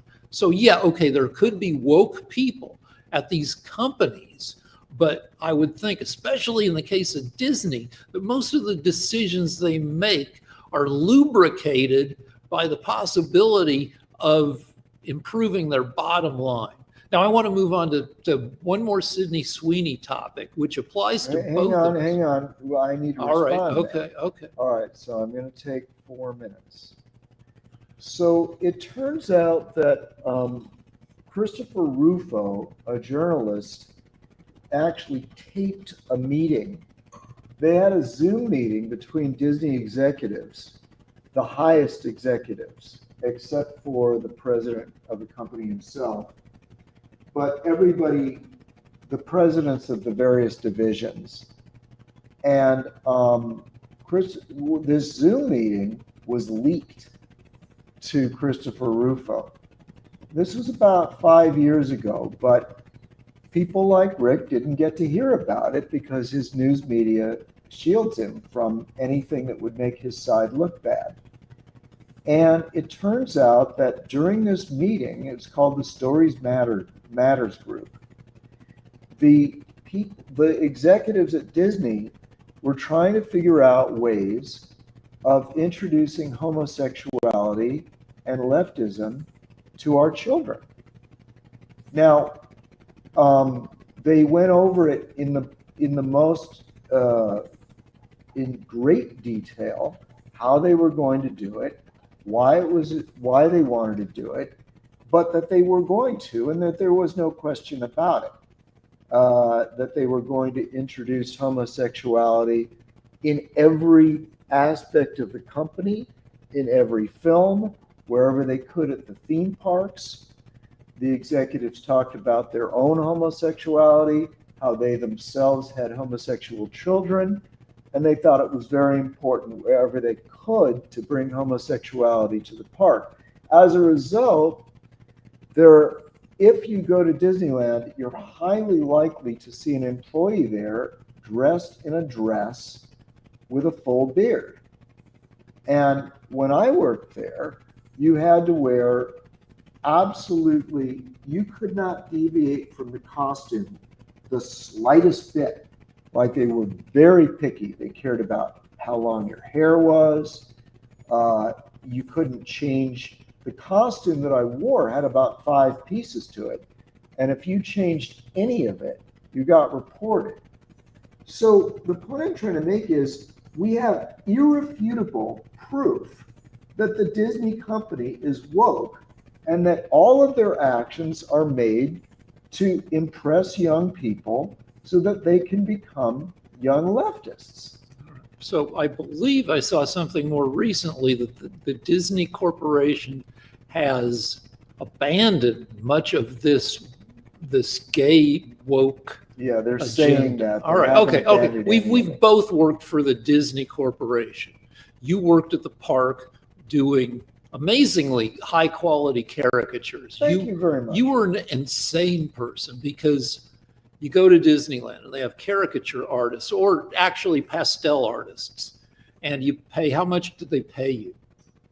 I got $60 a day, but I was allowed to take tips. Okay, but how much did a portrait cost? Roughly $30. All right, so you pay $30, and a fairly talented artist would take what, half an hour, 40 minutes? Yeah. All right, so you were psycho. You were an insane guy because you're a very good artist. Thank you. And you had this plan where it was a wasted day at Disneyland if you couldn't, after 40 minutes, turn your portrait around and make somebody burst into tears at the beauty of it, right? Happened every week. You loved that. That was your deal. Which is freaking great. It's Thank you. It's going to be so good that people just have a breakdown right in front of you. There's more. I was the highest paid cast member in the history of Disneyland, except for executives. Boy, from your tips, because Yeah, people would just because people shower would you. shower me with money. I would walk out of Disneyland with handfuls of $100 bills. That's crazy, but So you didn't do it. It was a great job. All right, you did. I'm sure you loved the $100 bills, but you really didn't do it for that. You did it to transport people, really in the spirit of Disneyland. With, the idea of Disneyland was to make a lot of money for the Disney Corporation, but also to give people a really good time, right? My attitude was, there's the pirate ride, there's the haunted house, and there's the pastel artists. Like I was in it. All right, now I'm going to brag a little bit. At one point, the line to watch me draw or get your portrait drawn was longer than the line for the pirate ride. Yeah, so you got in trouble because you were disruptive. I was disruptive. You were breaking. I didn't fit in. No, you were breaking the. I worked for ABC, which is owned by Disney, and I can tell you that one problem with ABC, and I also pitched ABC with my writing partner from time to time, and I also sued ABC. But ABC, maybe they've leaned up their staff the way, what do you call it?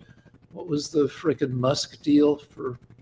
Oh, Doge. Doge. Maybe Disney is Doge since I've worked for them. It's been 10 years, but they used to have a ton of middle managers. Middle managers gum everything up. They try to justify their existence by saying no to stuff, raising quibbles.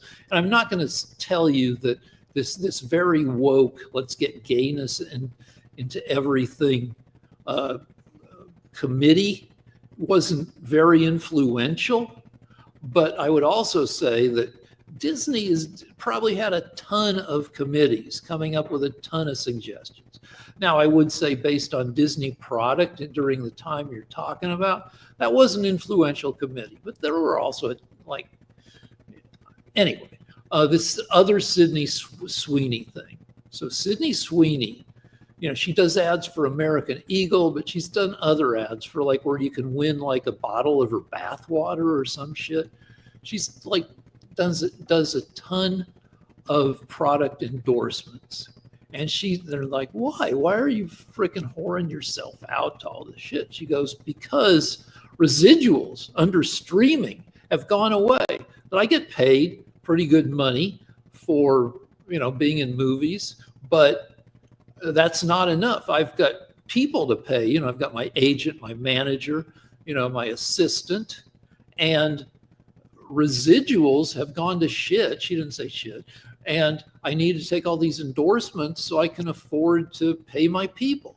And I totally believe her, and so should you, because residuals have gone to shit. So when during the golden age of residuals, when they rebroadcast on network TV, a show I worked on, I got a check for maybe $350. It went a long way towards paying for my house. Lately, I've been getting checks for 2 cents, for 5 cents, for 7 cents. Carol took a stack of checks this thick to the bank, and they totaled $7. And these are residual checks from streaming, from Netflix, from Hulu, for, you know, somebody is broadcasting some shows I worked on. And the residuals, and I've seen a couple of your residual checks for the Pink Panther. They are for teeny amounts of money that won't even buy you freaking dinner. Well, actually, I was going to ask you about that. I thought that the further you get from the time that the artwork was created, the lower the residual would be. Yeah, but I don't think it's on a schedule. I think it drops to a minimum, but I think that minimum stays the same into perpetuity, that you can't get, you know, that if it's $10 for a rerun of the Pink Panther, that in 2011, that it's going to be $5 in 2021. I think it drops to a low ass level, but then stays there. But the deals for streaming residuals on, you know, frickin' HBO Max and stuff, the formulas and the numbers are arcane and hidden, and the money is shitty to the point of being non-existent. I read an article where you'd think the smallest check you could get would be for a penny. People received residual checks for negative numbers, but if you tried to cash it, you would have to slide a nickel over to the teller because the check was for minus 5 cents. It's crazy. Okay, I will agree with you, and I didn't know why this was happening because the residuals are dramatically lower than they were. But what? By the way, I would just like to say, everybody that hears about my father thinks that I grew up rich and that I'm rich now, and that's why I'm an artist. No, he did not leave us very much money.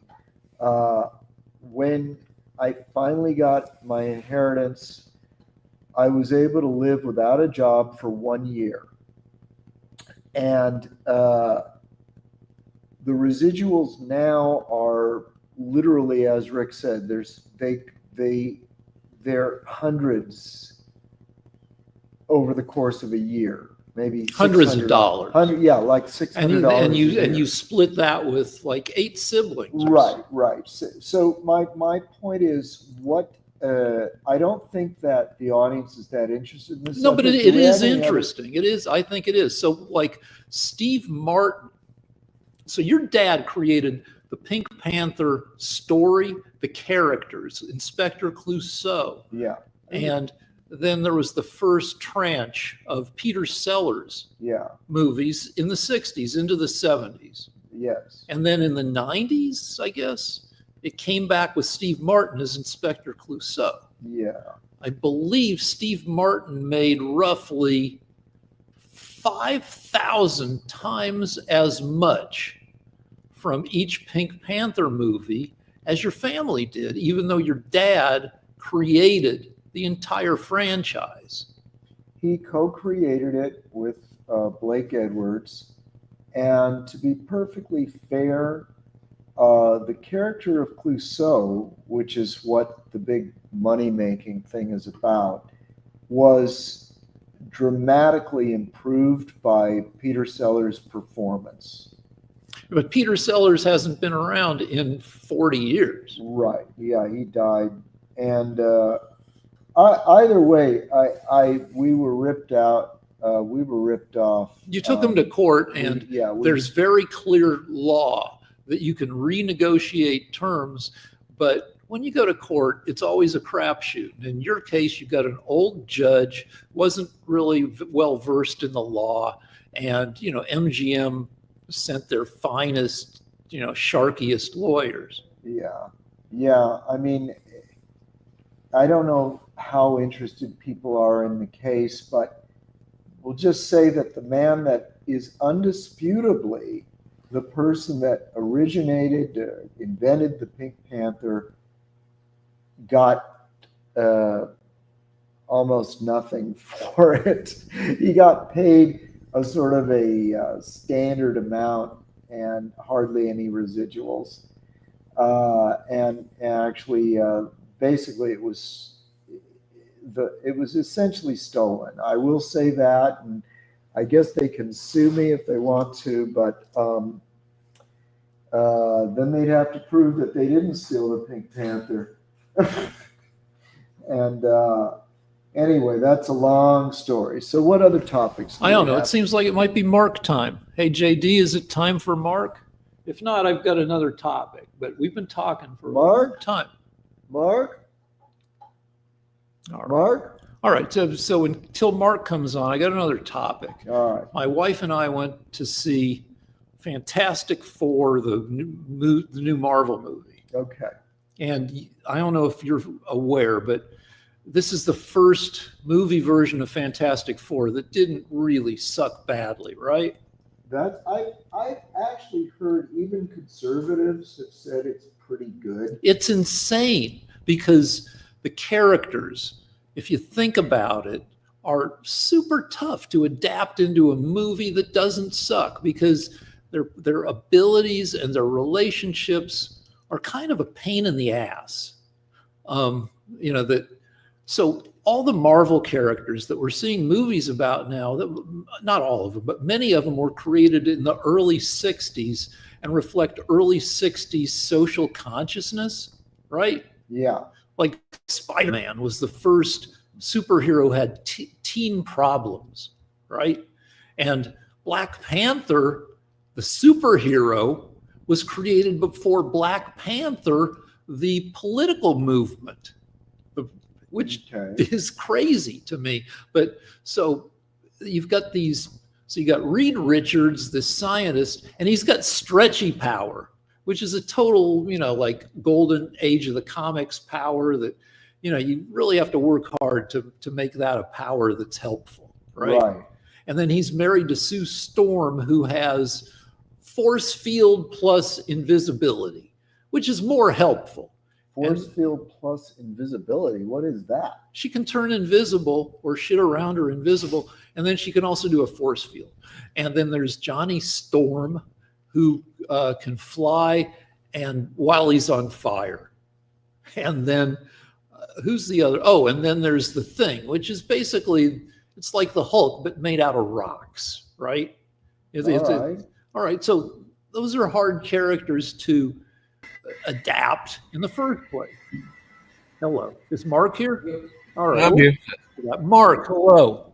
Hello. I got a question for y'all because I've been watching for the last several weeks and everything, reality TV and everything like that. More specifically, Big Brother. They're down to whittling some of the people because people are getting voted off and everything like that. But they all play characters. You got some people that are playing like the dumb, kind of like the dumb blonde wit and something along those, or twit and all along those lines. And then you got some that are playing the muscular role or playing the manipulator and a number of other things that go on in this house and everything. So I was wondering whether either one of you or JD would appear on one of these shows, whether it was Big Brother or Amazing Race or some of the other ones or Survivor. And absolutely. Here's the deal. Here's the freaking deal with me. Now, you're right. Everybody on a reality show to some extent has a shtick. Right. That's some of the shtick you come up with on your own. Some of the shtick is done through editing by the producers, or the producer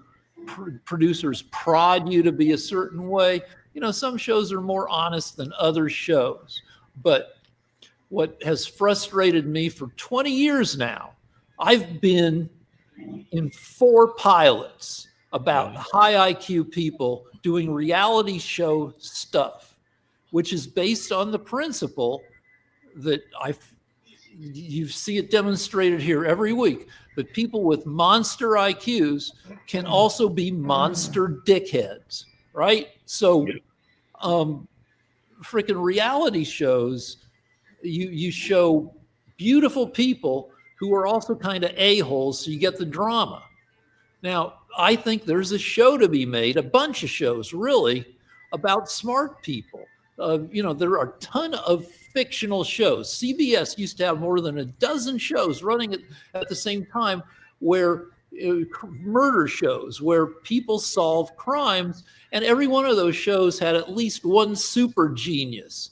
And just a ton of shows on TV with super geniuses. Why can't you put, you know, and I did these 4 freaking pilots. One of them already had a time slot on Nat Geo. They still didn't pick it up. It so chaps my freaking ass. I hear you. What about you, Lance? What character would you play if you were on a reality show, or would you be on a reality show? I don't think that reality shows have to be bad. I know that people have have unpleasant reactions to them. I've actually, you know what? I will say this. I like to watch cops interviewing people that have committed murders. Mm-hmm. I found that's my favorite sort of pop culture-y thing. Apparently, there's a camera that records people that have committed murders being interviewed. I don't know if you guys have seen them, but it's astounding how they get they very often get the criminal to admit what they did. And the motivation is astounding to me. There's a lot of people out there. What I found is I think every single murder that was depicted in any of these shows was completely avoidable. Like nobody ever had to do any of these things. Right, but like when you see a TV show where they've got some brilliant guy trying to outsmart Columbo, and he's going to get $1 million in that day's money, and he hates his wife, she's cheating on him anyway. No, it's never that. It's always some asshole. It's always some dumbass. Like some guy that he may even be very bright, but for some reason, the actual real murderers in real life have no right, and they immediately take the inheritance and go off with their mistress and start spending wildly. All right, here's my pitch. This is my best pitch for a genius reality show. It's a genius house. Now, there was a Japanese show where they put a guy naked in a room, and he had to win food, clothing, blankets, everything he needed by entering sweepstakes. So Genius House is you take 8 or 10 or 12 people with IQs above 175, you throw them in a house, they're naked, they have to earn clothing, bedding, food, beverages by solving puzzles. And the puzzles are like puzzle boxes, right? And if they don't solve one in time, it goes boom and covers them all with like colorful dust, showing that they failed. Hey, geez. Before we get to the music, just really quickly, Rick and everything, I've noticed that a couple of people on their resumes and on their profiles on Facebook and other places, even LinkedIn, have labeled themselves as geniuses. And I know that you have got your genius power documented. But what do you think when you see people that automatically claim that they are geniuses, even though they don't have to? Stephen Hawking, a certified brilliant guy, said people who brag about their IQs are losers. So that's obvious. Yeah. I agree. All right. Are we going to have music? Yeah, no. Music. Is it okay if I sit here for a bit? Yeah. Okay.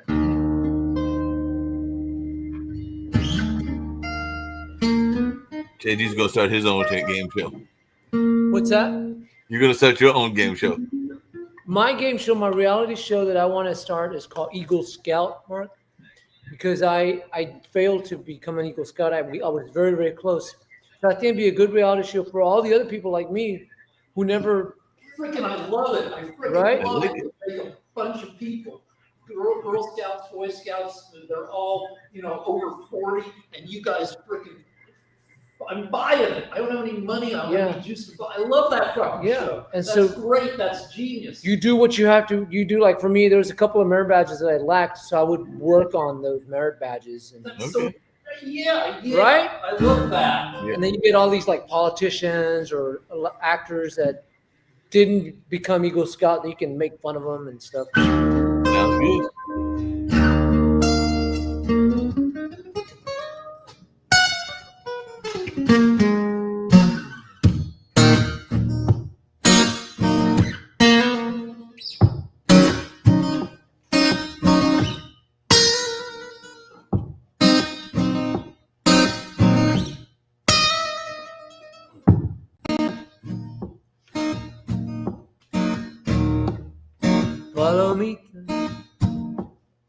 Palomita, no te vayas de mí.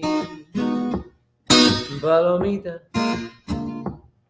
palomita, no te vuelvas de aquí.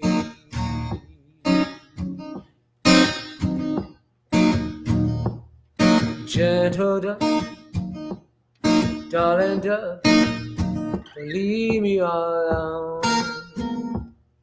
Gentle dove, darling dove, don't fly away from me. Porque mis alas son frágiles si no estás a mi lado. Because my wings are fragile if you're not by my side. Porque mis alas se doblan sin tu amor. Because my wings are fragile without your love.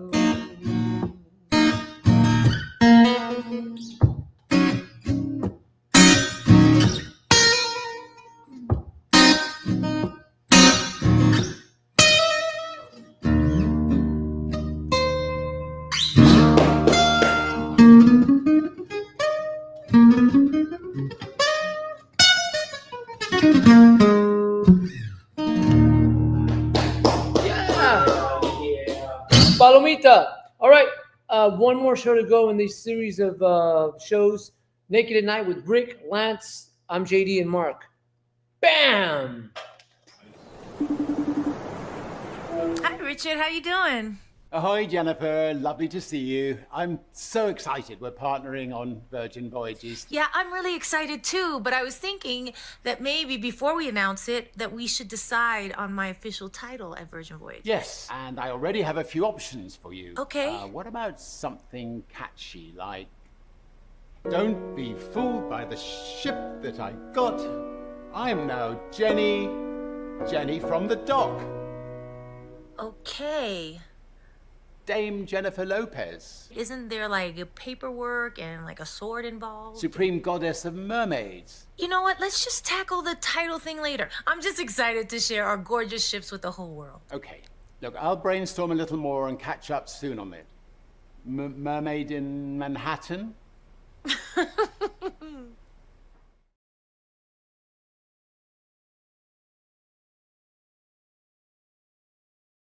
Recognize the excuses are not valid.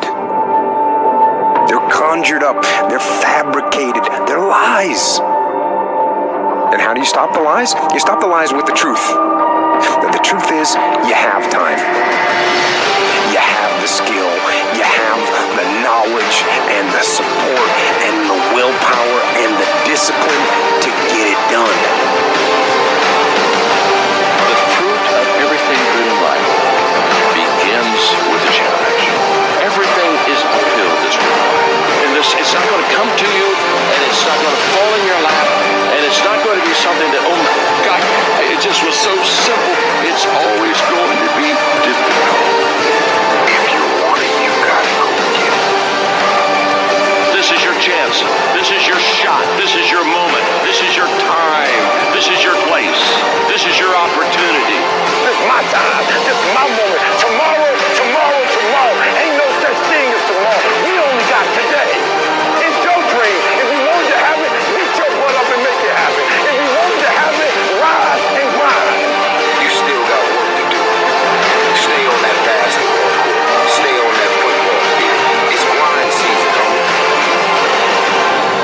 This is your time to get what you want. Go work that thing with Work That Thing supplements.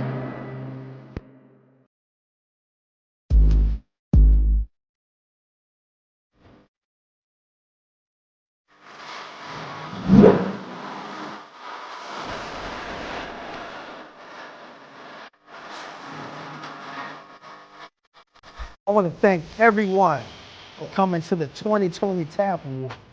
This was a show like no other, people. This is the Grammys for dignitaries, educators, and support staff around the state of Oklahoma and worldwide. We cannot do this without the support of the people. So we thank you, I thank you, for being such a dedicated supporter to this movement for the Teachers Appreciation Foundation. I thank you.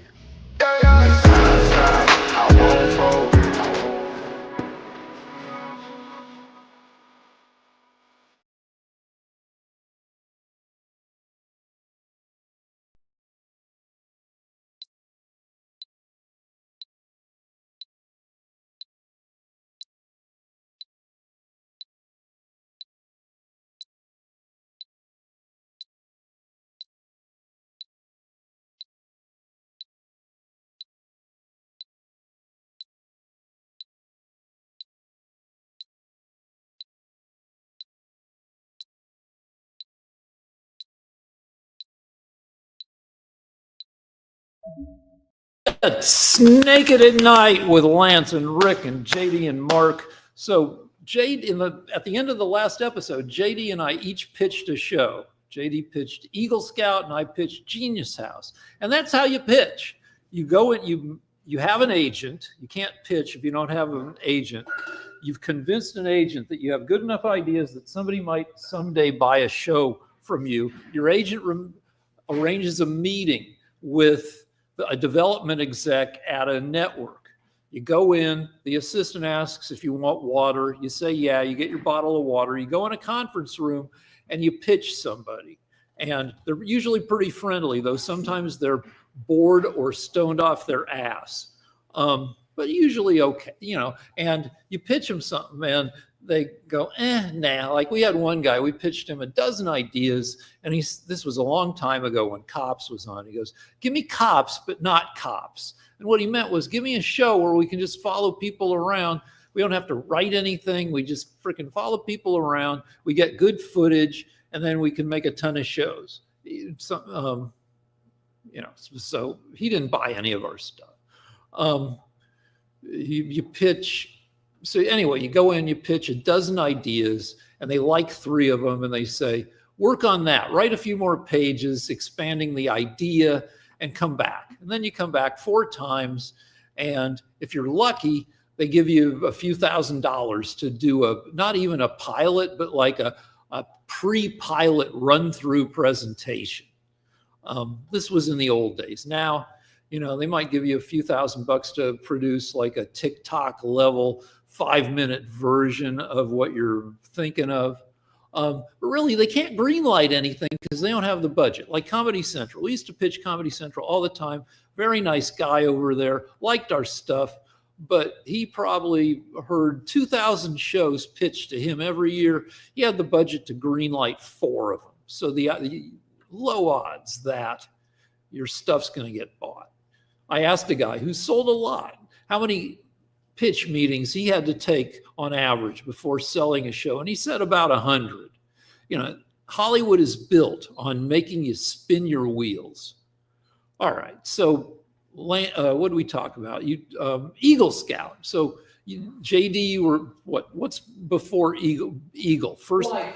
What? Life. Okay. There's different ranks, like in the military. I only got up to the second lowest rank, Scout second class. I think I've told this story. So I started off as a Weeblo, which is halfway between Cub Scouts and Boy Scouts. None of my friends wanted to go on to Boy Scouts, so I had to join a scout troop that consisted of guys who'd been friends for years and years and years, and they didn't like me very much. I was nerdy. I was bullyable. It was the golden age of in-person bullying. But they weren't that mean. They looked at me and saw that I was a nerd and were like, yeah, they were just kind of snottily dismissive. But then we were 12 years old, and I overheard them talking with each other about their experiments. They didn't know about masturbation. They didn't know what they were doing. They just knew that they were telling each other, if you took a pillow and you rubbed it, you put it between your legs and then you rubbed on the pillow, it would feel good. And I was very selective about whom I allowed to bully me. I didn't want to be bullied by idiots and dorks. And I was like, by age 12, I'd already been jerking off for more than 2 years. I was well familiar with what you did. And these idiots were at the pillow rubbing stage. And I'm like, these are morons. I will not be bullied by morons. So I quit the Scouts. All right, next topic. Texas redistricting and also California redistricting. So I have stats, but we can just talk about Trump wants, right now, Texas has a 38-person congressional delegation, 26 Republicans, 12 Democrats, which is 31.5% Democrat, even though in the voting election, in the 2024 election, about 42.7%. Stop moving. Sorry, I got me giving numbers. All right, sorry. 40 is that many. Stop moving. Let me say my shit, Lance. Jesus. 42.7% of voters in Texas voted for Harris, and 56% voted for Trump. But only 31% of the congressional delegation is Democrat, and Trump has urged Texas to redraw their districts so that only 8 out of 38 will be Democrats, which is just over 20%, which is gerrymandering. And then Newsom wants the legislature to put on the ballot for November a measure that will allow California to redraw its district to get more Democrats and fewer Republicans into the House. Now, California, out of 52 Congress people, 43 out of 52 are Democrats.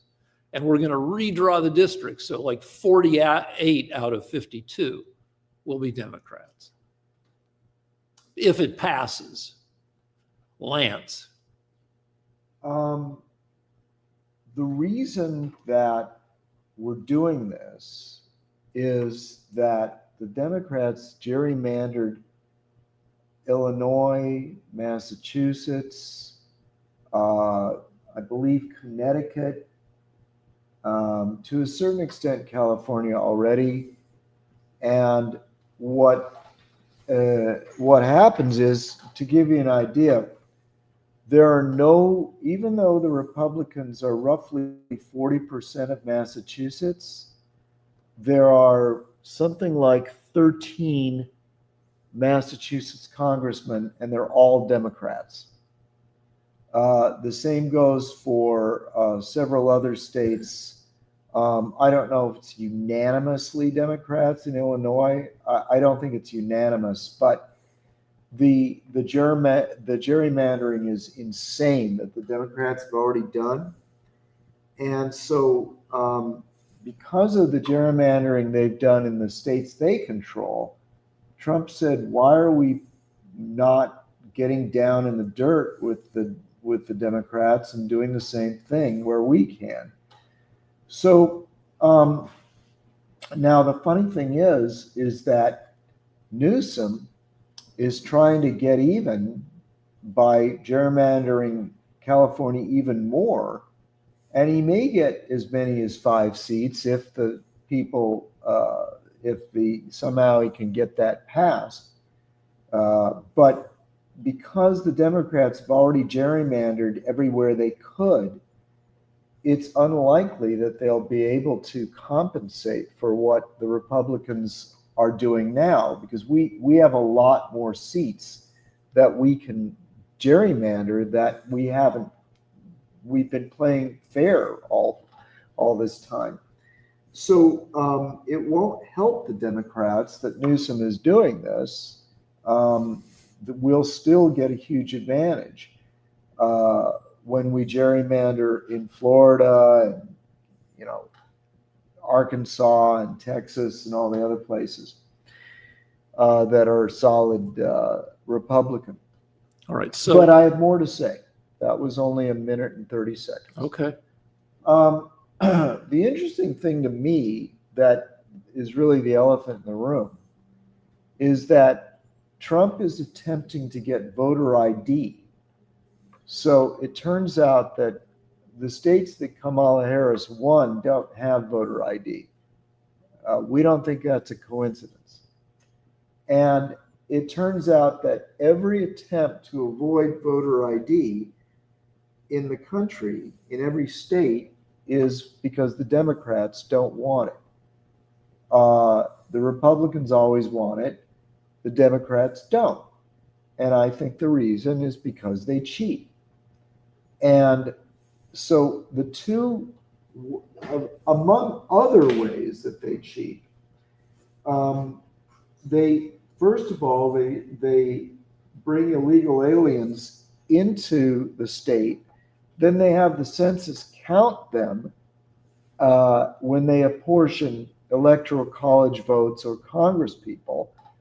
So as a result, the Democrats have used illegal aliens to get far more representation in Congress than they really deserve. So Trump's ending that. Attempting to end that. Yeah, he's well, attempting to end that or succeeding will depend on how well he's able to do it the next few years. But the other thing that, so there's that, there's the already existing or extant gerrymandering of the Democrats, and there's also the Democrats trying to avoid voter ID. And there's also, Trump has said we need to stop using the machines. They're too easy to rig, and we need to use paper ballots that can be traced and have to be signed by a real person in person. Also, we want to stop the mail-in balloting because that's one of the best ways that you can cheat. It was actually the Democrats that mentioned this in a bipartisan commission headed by Jimmy Carter. So anyway, the reason I'm saying all this, I'm up to 3 minutes, is because, Rick, you are witnessing the end of the Democrat Party. Your party is, because we're getting rid of all the ways you can cheat, only people in Hollywood and parts of Manhattan and parts of the rich parts of Chicago and Hawaii are going to be voting for your side. Well, okay, that's horseshit. Now, the Democrats are historically unpopular right now, but the Republicans aren't super popular either. Now, beginning in 2010, the Republicans became much more successful at gerrymandering than the Democrats because the Republicans were clever enough to start a program called Red Map, Google Red Map. Red Map, somebody realized on the Republican side how much cheaper it is and how much power you can amass if you win seats in state houses, in state governments across the US, because those state governments determine congressional districts. So instead of spending $2 million to try to elect a Republican congressman to Washington, they would spend like $8,000 times 25 or 100 to elect people in state houses in Arkansas and Oklahoma and Texas. And by doing this, the Republicans in the 2010s ended up with control of 38 state legislatures, more than 3/4. And those state legislatures did a ton of gerrymandering for the Republicans. So each party does as much gerrymandering as they can get away with. But in recent times, the Republicans have been more successful. Now, voter fraud. Lance is right that if you're worried about electronic vote flipping, you want a paper record.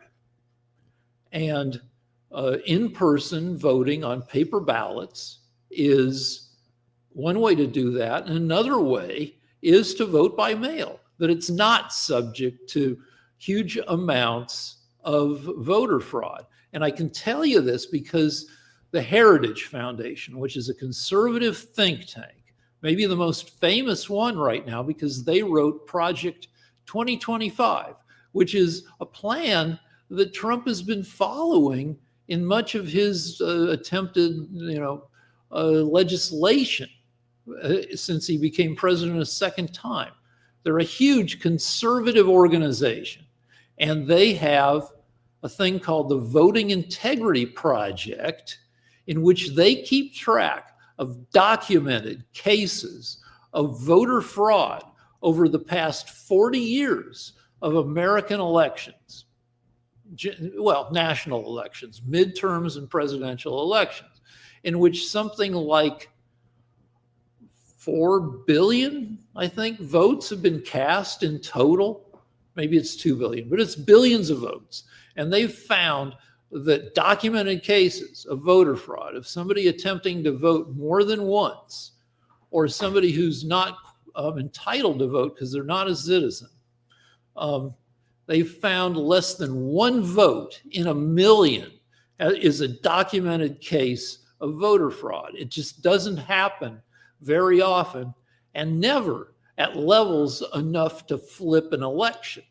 Unlike perhaps electronically flipping voting machines, where there's some evidence that technology, when you have an electronic voting machine, that thing has to be air gapped, which means there should be no way for the voting machine to connect to the internet, because over the internet, bad code can be used to get into the voting machine and change its directions for recording votes.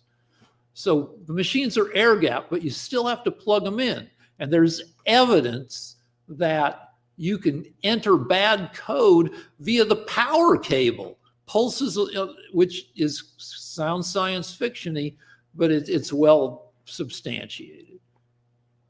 Okay, that was 4 minutes. Okay. Now I'm going to do 4 minutes.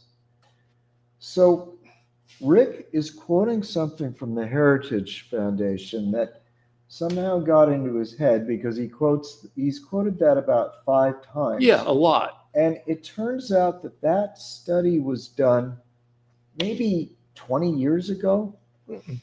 And it doesn't include thousands upon thousands of fake ballots that were found in the past 8 years. In 2020, Georgia actually destroyed thousands of ballots that were in dispute, so that when a watchdog group took them to court, there are still, as a matter of fact, in Atlanta, thousands of ballots that the Democrats won't let people look at. That's in Atlanta. They found a truckload. We have several witnesses that say they found a truckload of hundreds of thousands of ballots that were shipped, that were being driven into Pennsylvania from New York's state, which is illegal and indicates voter fraud. This week, Texas imprisoned 15 people for creating thousands of fake ballots, more than enough to swing an election. What happened to those ballots? I don't know the intricacies of the case, but I assure you. Were they that, registered as votes in an election? Yeah. I mean, I don't. Okay, Rick. If you want, we can look up voter fraud in Texas. Okay, but it's almost always done using the vast illegal alien network, and it is being pursued by Attorney General Paxton. He's brought probably 24 people to court recently, and each one of these people is responsible for thousands of ballots that were faked. So either they're lying to me or it really happened. They're lying to you.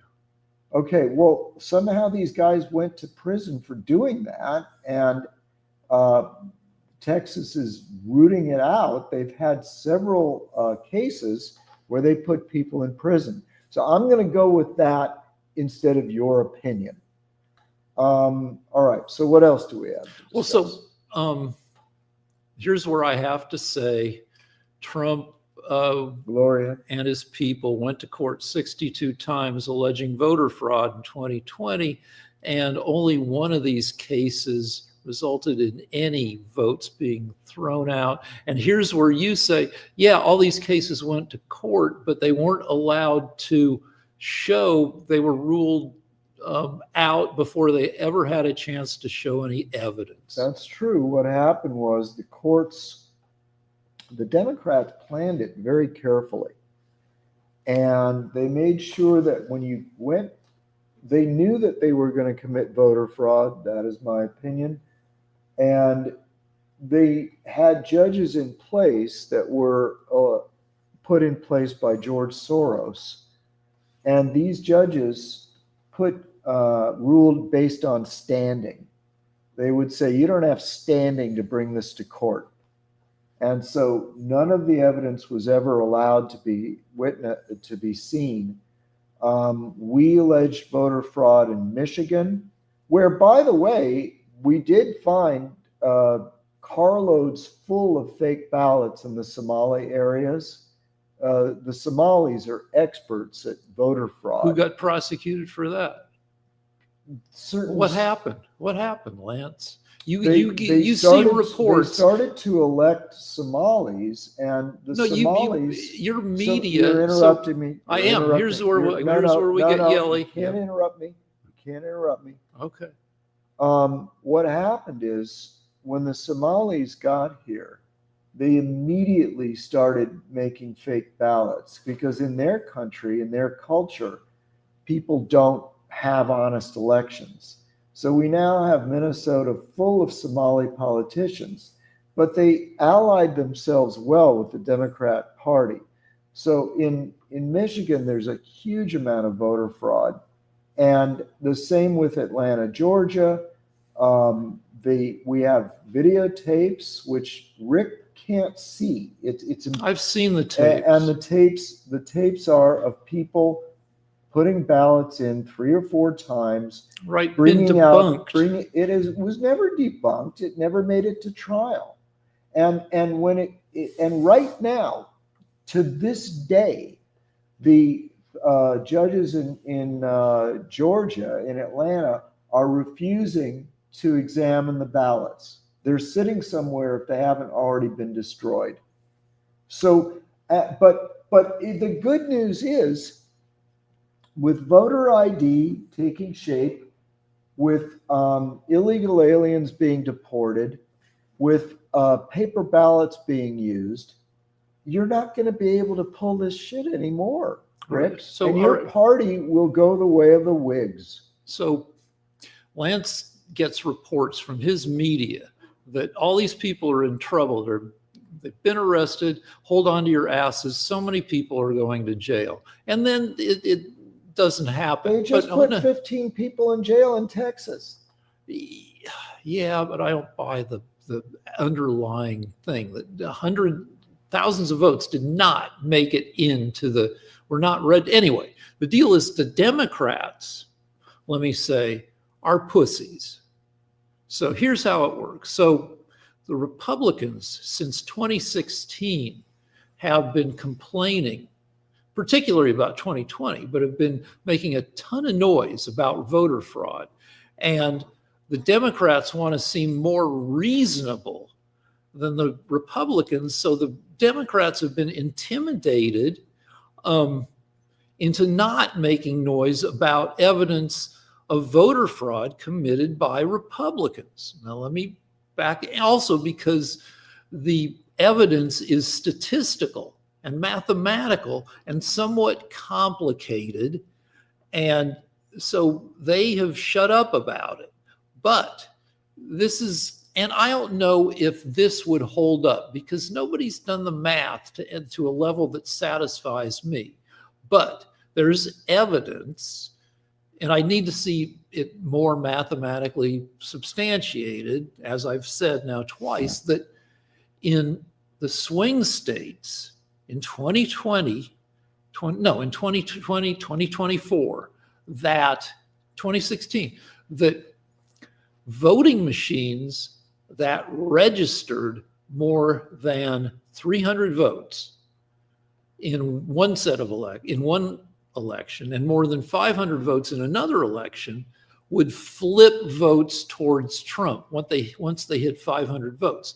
The evidence for this is, like, say there's a district that's roughly even Harris and Trump. So you'd expect among the voting machines that maybe there's, I don't know, 1,000 voting machines in a voting district, or 800, or I don't know. That you'd expect for Harris to win roughly half of those machines and Trump to win half of those machines. But they've looked at machines in swing states, and for machines registering fewer than 300 votes, the number of machines that won to each side were roughly evenly divided. Once they hit 300 votes or more, Trump won all the machines. So the people who did this analysis says this is evidence of non-human voting patterns. In other words, hanky-panky. Now, I don't know, if that is evidence of, I don't know how prevalent that pattern was. I don't know if there are legitimate reasons for one politician to win, almost all the voting machines that registered a higher number of votes. But I haven't seen any kind of analysis. And part of the reason is because Democrats, like I said, are pussies who don't push issues like this. All right, I'm going to speak now. I'm going to speak for 4 minutes if I need to. So I can point to when I was up on it in 2020, I had dozens of articles about things like that happening in favor of Joe Biden, the most popular candidate in American history. But rather than go over that, I'm just going to say this. Since 2020, the Republican Party has been trying to get two things: voter ID and paper ballots. And I've even had some success with Rick, where Rick admits maybe we should use paper ballots, and you think it would be a good thing to have voter ID. But wait, 1 minute and 7 seconds. The problem is the Democrat Party, wherever they can, fights against voter ID and likes to keep the machines. The machines, when they lose, apparently, they don't trust. So my point is this.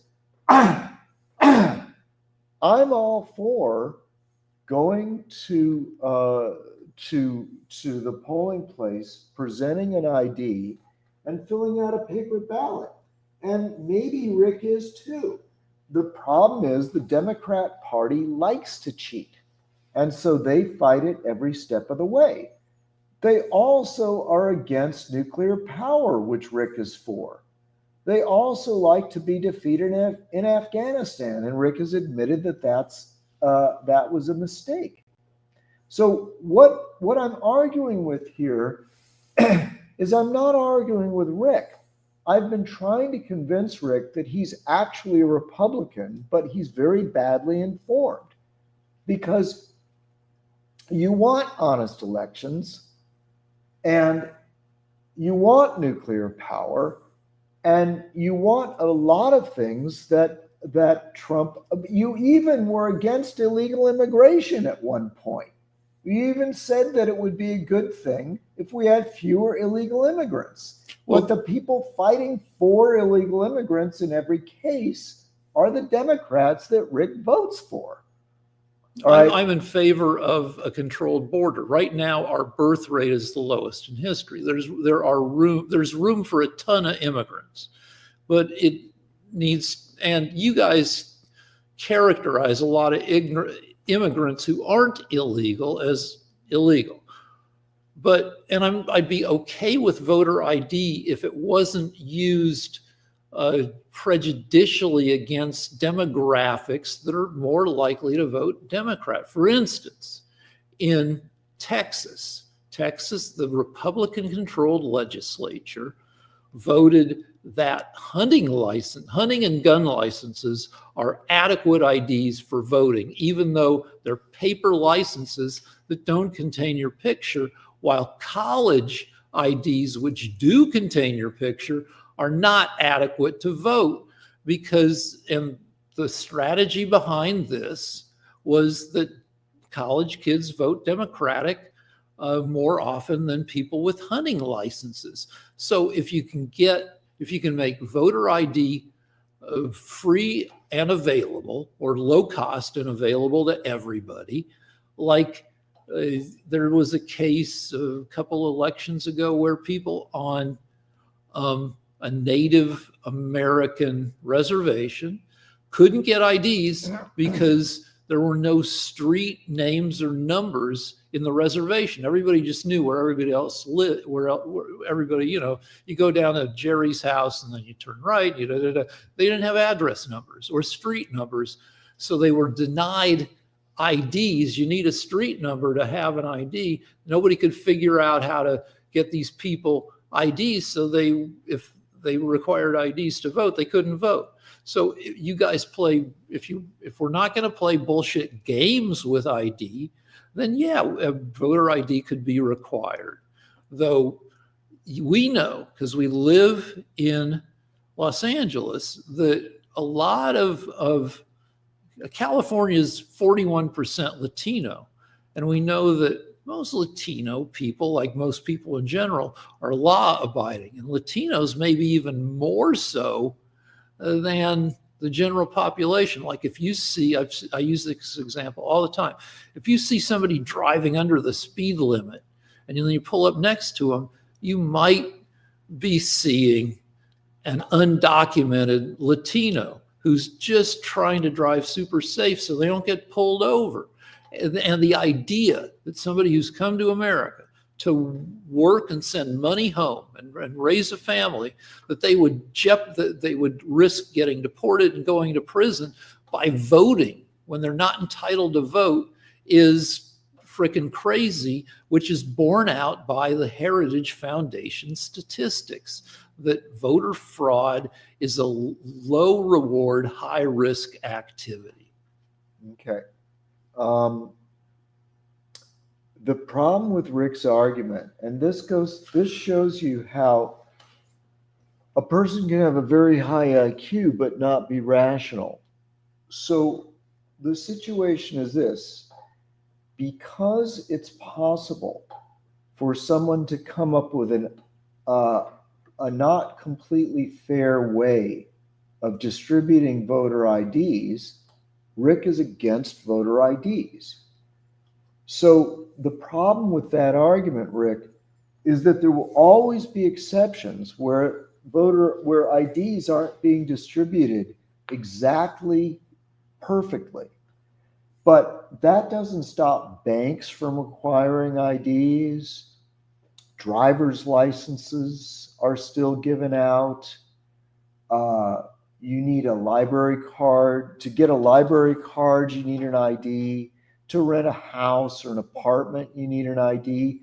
To get into a bar, you need an ID. The one thing that Democrats don't like is ID for voting. And they filled your head with stupid stories about how, well, sometimes it's not completely fair. Yeah, but There- you guys there are unfair circumstances- on purpose. Okay, listen And to me. Listen to me. ID It is unfair to have no voter ID in all the blue states and voter ID in all the red states. That's unfair.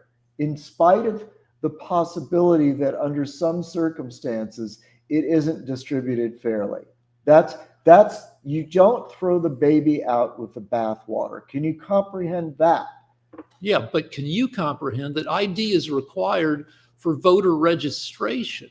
You can't just register to vote out of thin air. So it's Yes, you can.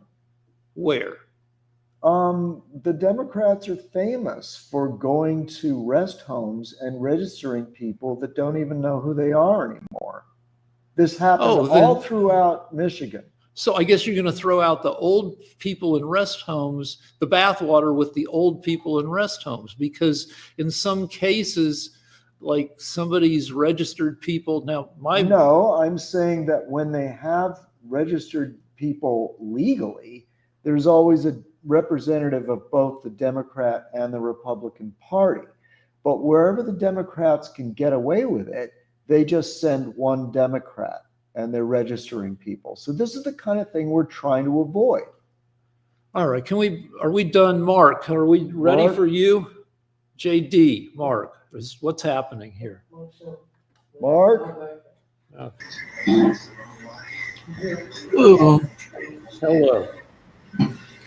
Hey, what's up, folks? Although they're listening to y'all's debate and hearing what y'all were saying and everything, I've got a question for you. I think I know the answer because of the nature of the conversation y'all were just having, but I just think I'll have fun with it anyway because I'm pretty sure I know Lance's answer, but this ought to be just fun to ask him, and then we can get into one other question as well. But I saw that a couple of days ago, Kamala Harris is coming to our Performance Arts Center, and I was thinking about going to watch her speak. Should I go to watch her speak and hear what she's got to say? I think it's for her book signing tour, and I think it's in October that she's supposed to be coming. So I was just wondering what y'all thought and whether I should go watch the former presidential candidate when she comes for this speaking tour, I think in the middle of 2 months from now. I mean, it's up to you. Do you like that kind of stuff? Yeah, I like hearing political candidates. I like hearing different folks. I used to go, I mean, even when I was in college, I went to hear John Dean and some of the Watergate folks. Yeah, I mean, my wife and I don't even like leaving the house anymore because we get excellent entertainment because it's the golden age of TV right now.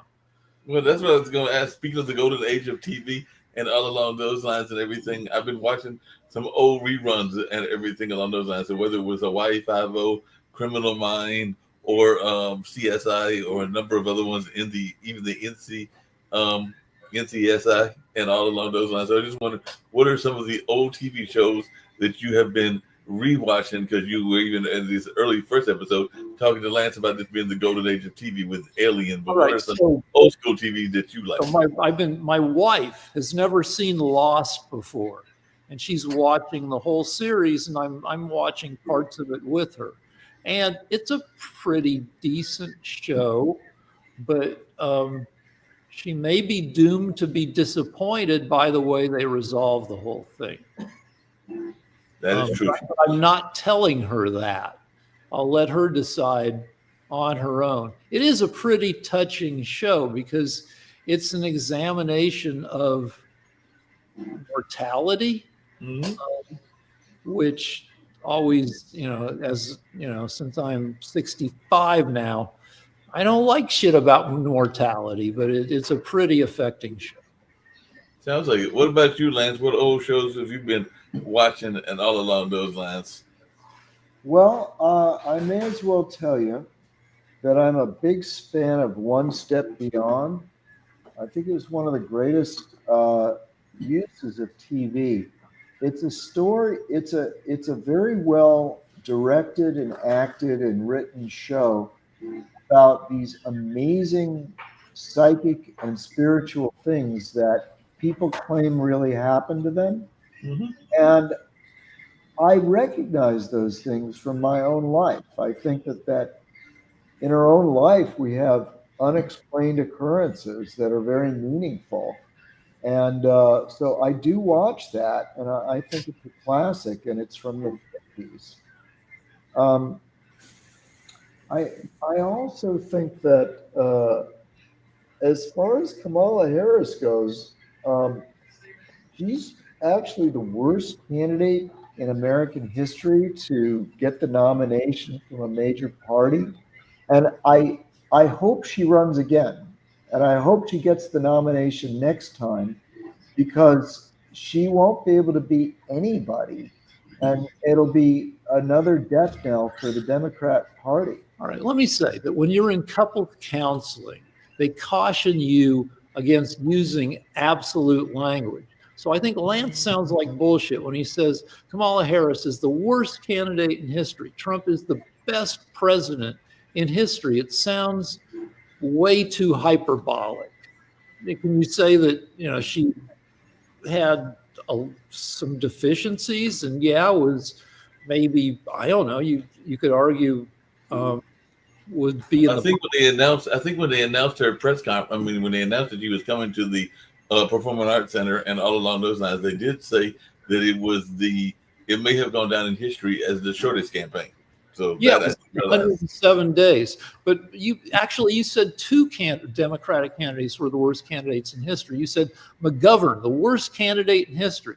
Kamala Harris, the worst candidate. They can't both be the worst candidate in history. Okay, well, what I believe I clarified was that McGovern lost the most electoral college votes in history, which is demonstrably true. Okay, yeah, I think he carried ones. Mondale was either the only state that McGovern won was Massachusetts, and the only state that Mondale won was Minnesota.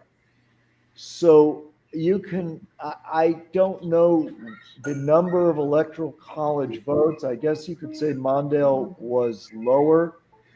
But I don't understand why Democrats didn't like the fact we're not able to choose their own candidate.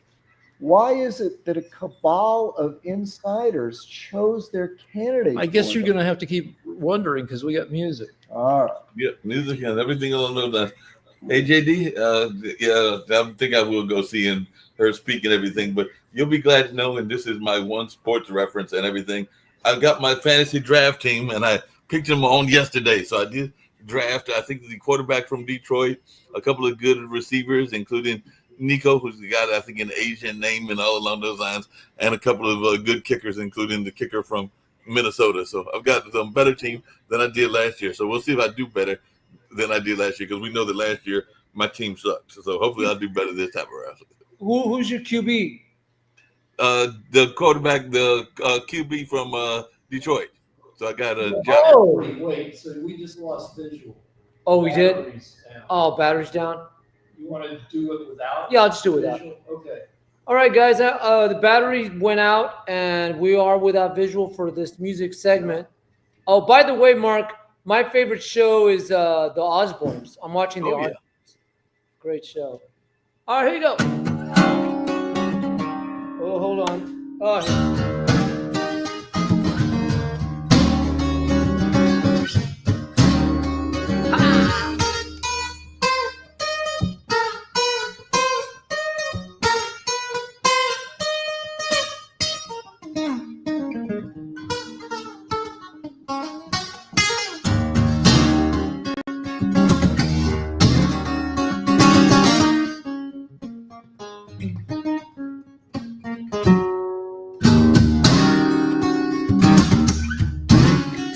watching this. All right. On the streets.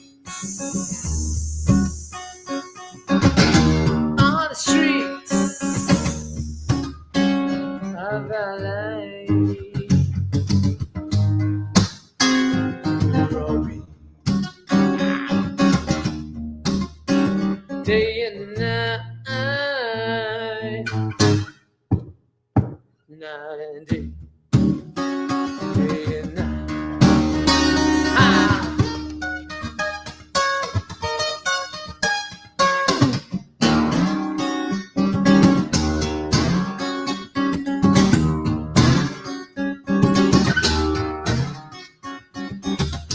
And I got you. And I got you. In Nueva York, azul. Ah. Día, noche, noche, día, noche.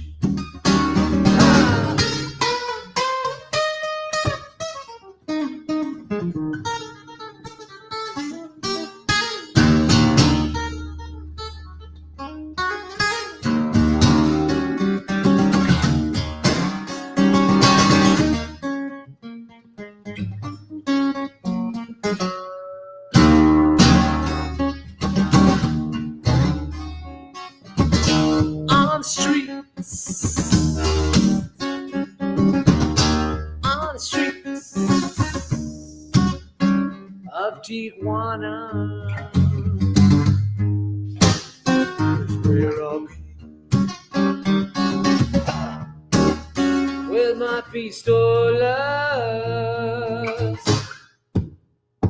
I want revenge, I want justice.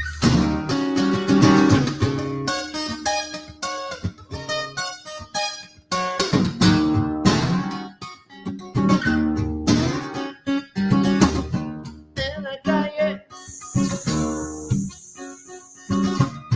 And I got you. Reynosa. Azul. Con mi pistola.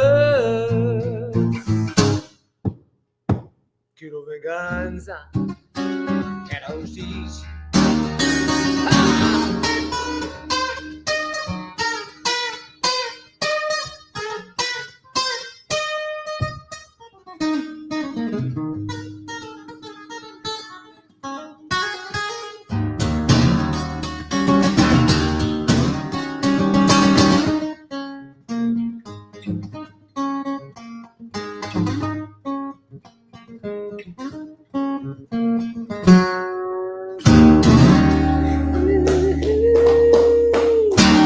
All right, guys, in the dark, midnight. It's past midnight.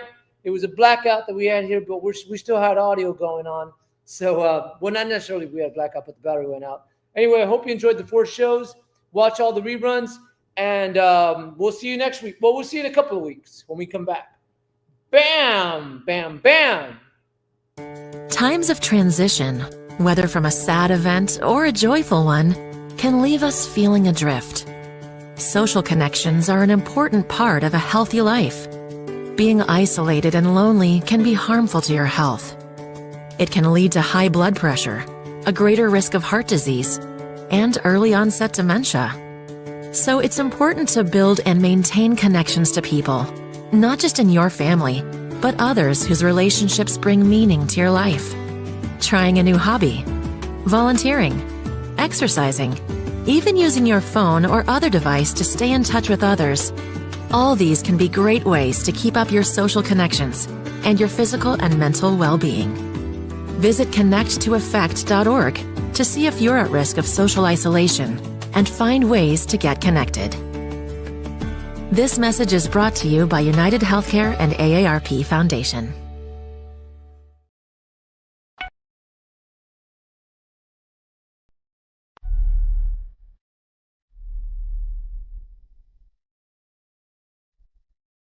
There are moments in life we wish we could freeze in time.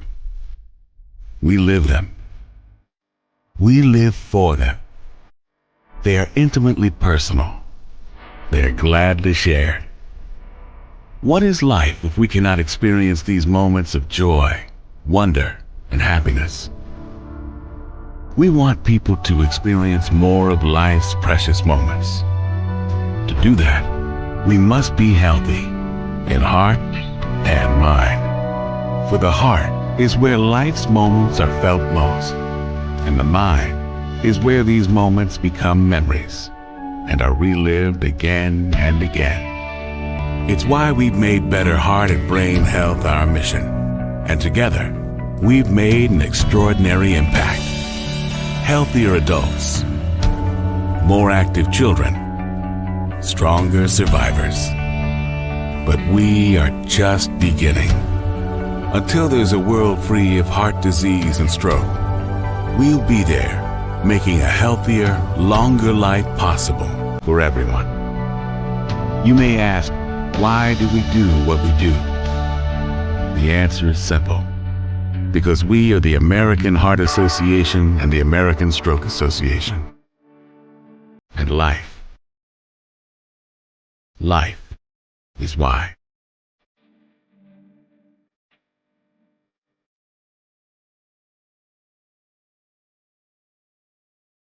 In our daily lives, we make many decisions. Life is made up of choices that may seem insignificant at the time, but add up and affect our lives in the biggest ways. Like the health of your heart. Heart disease is the #1 killer of women.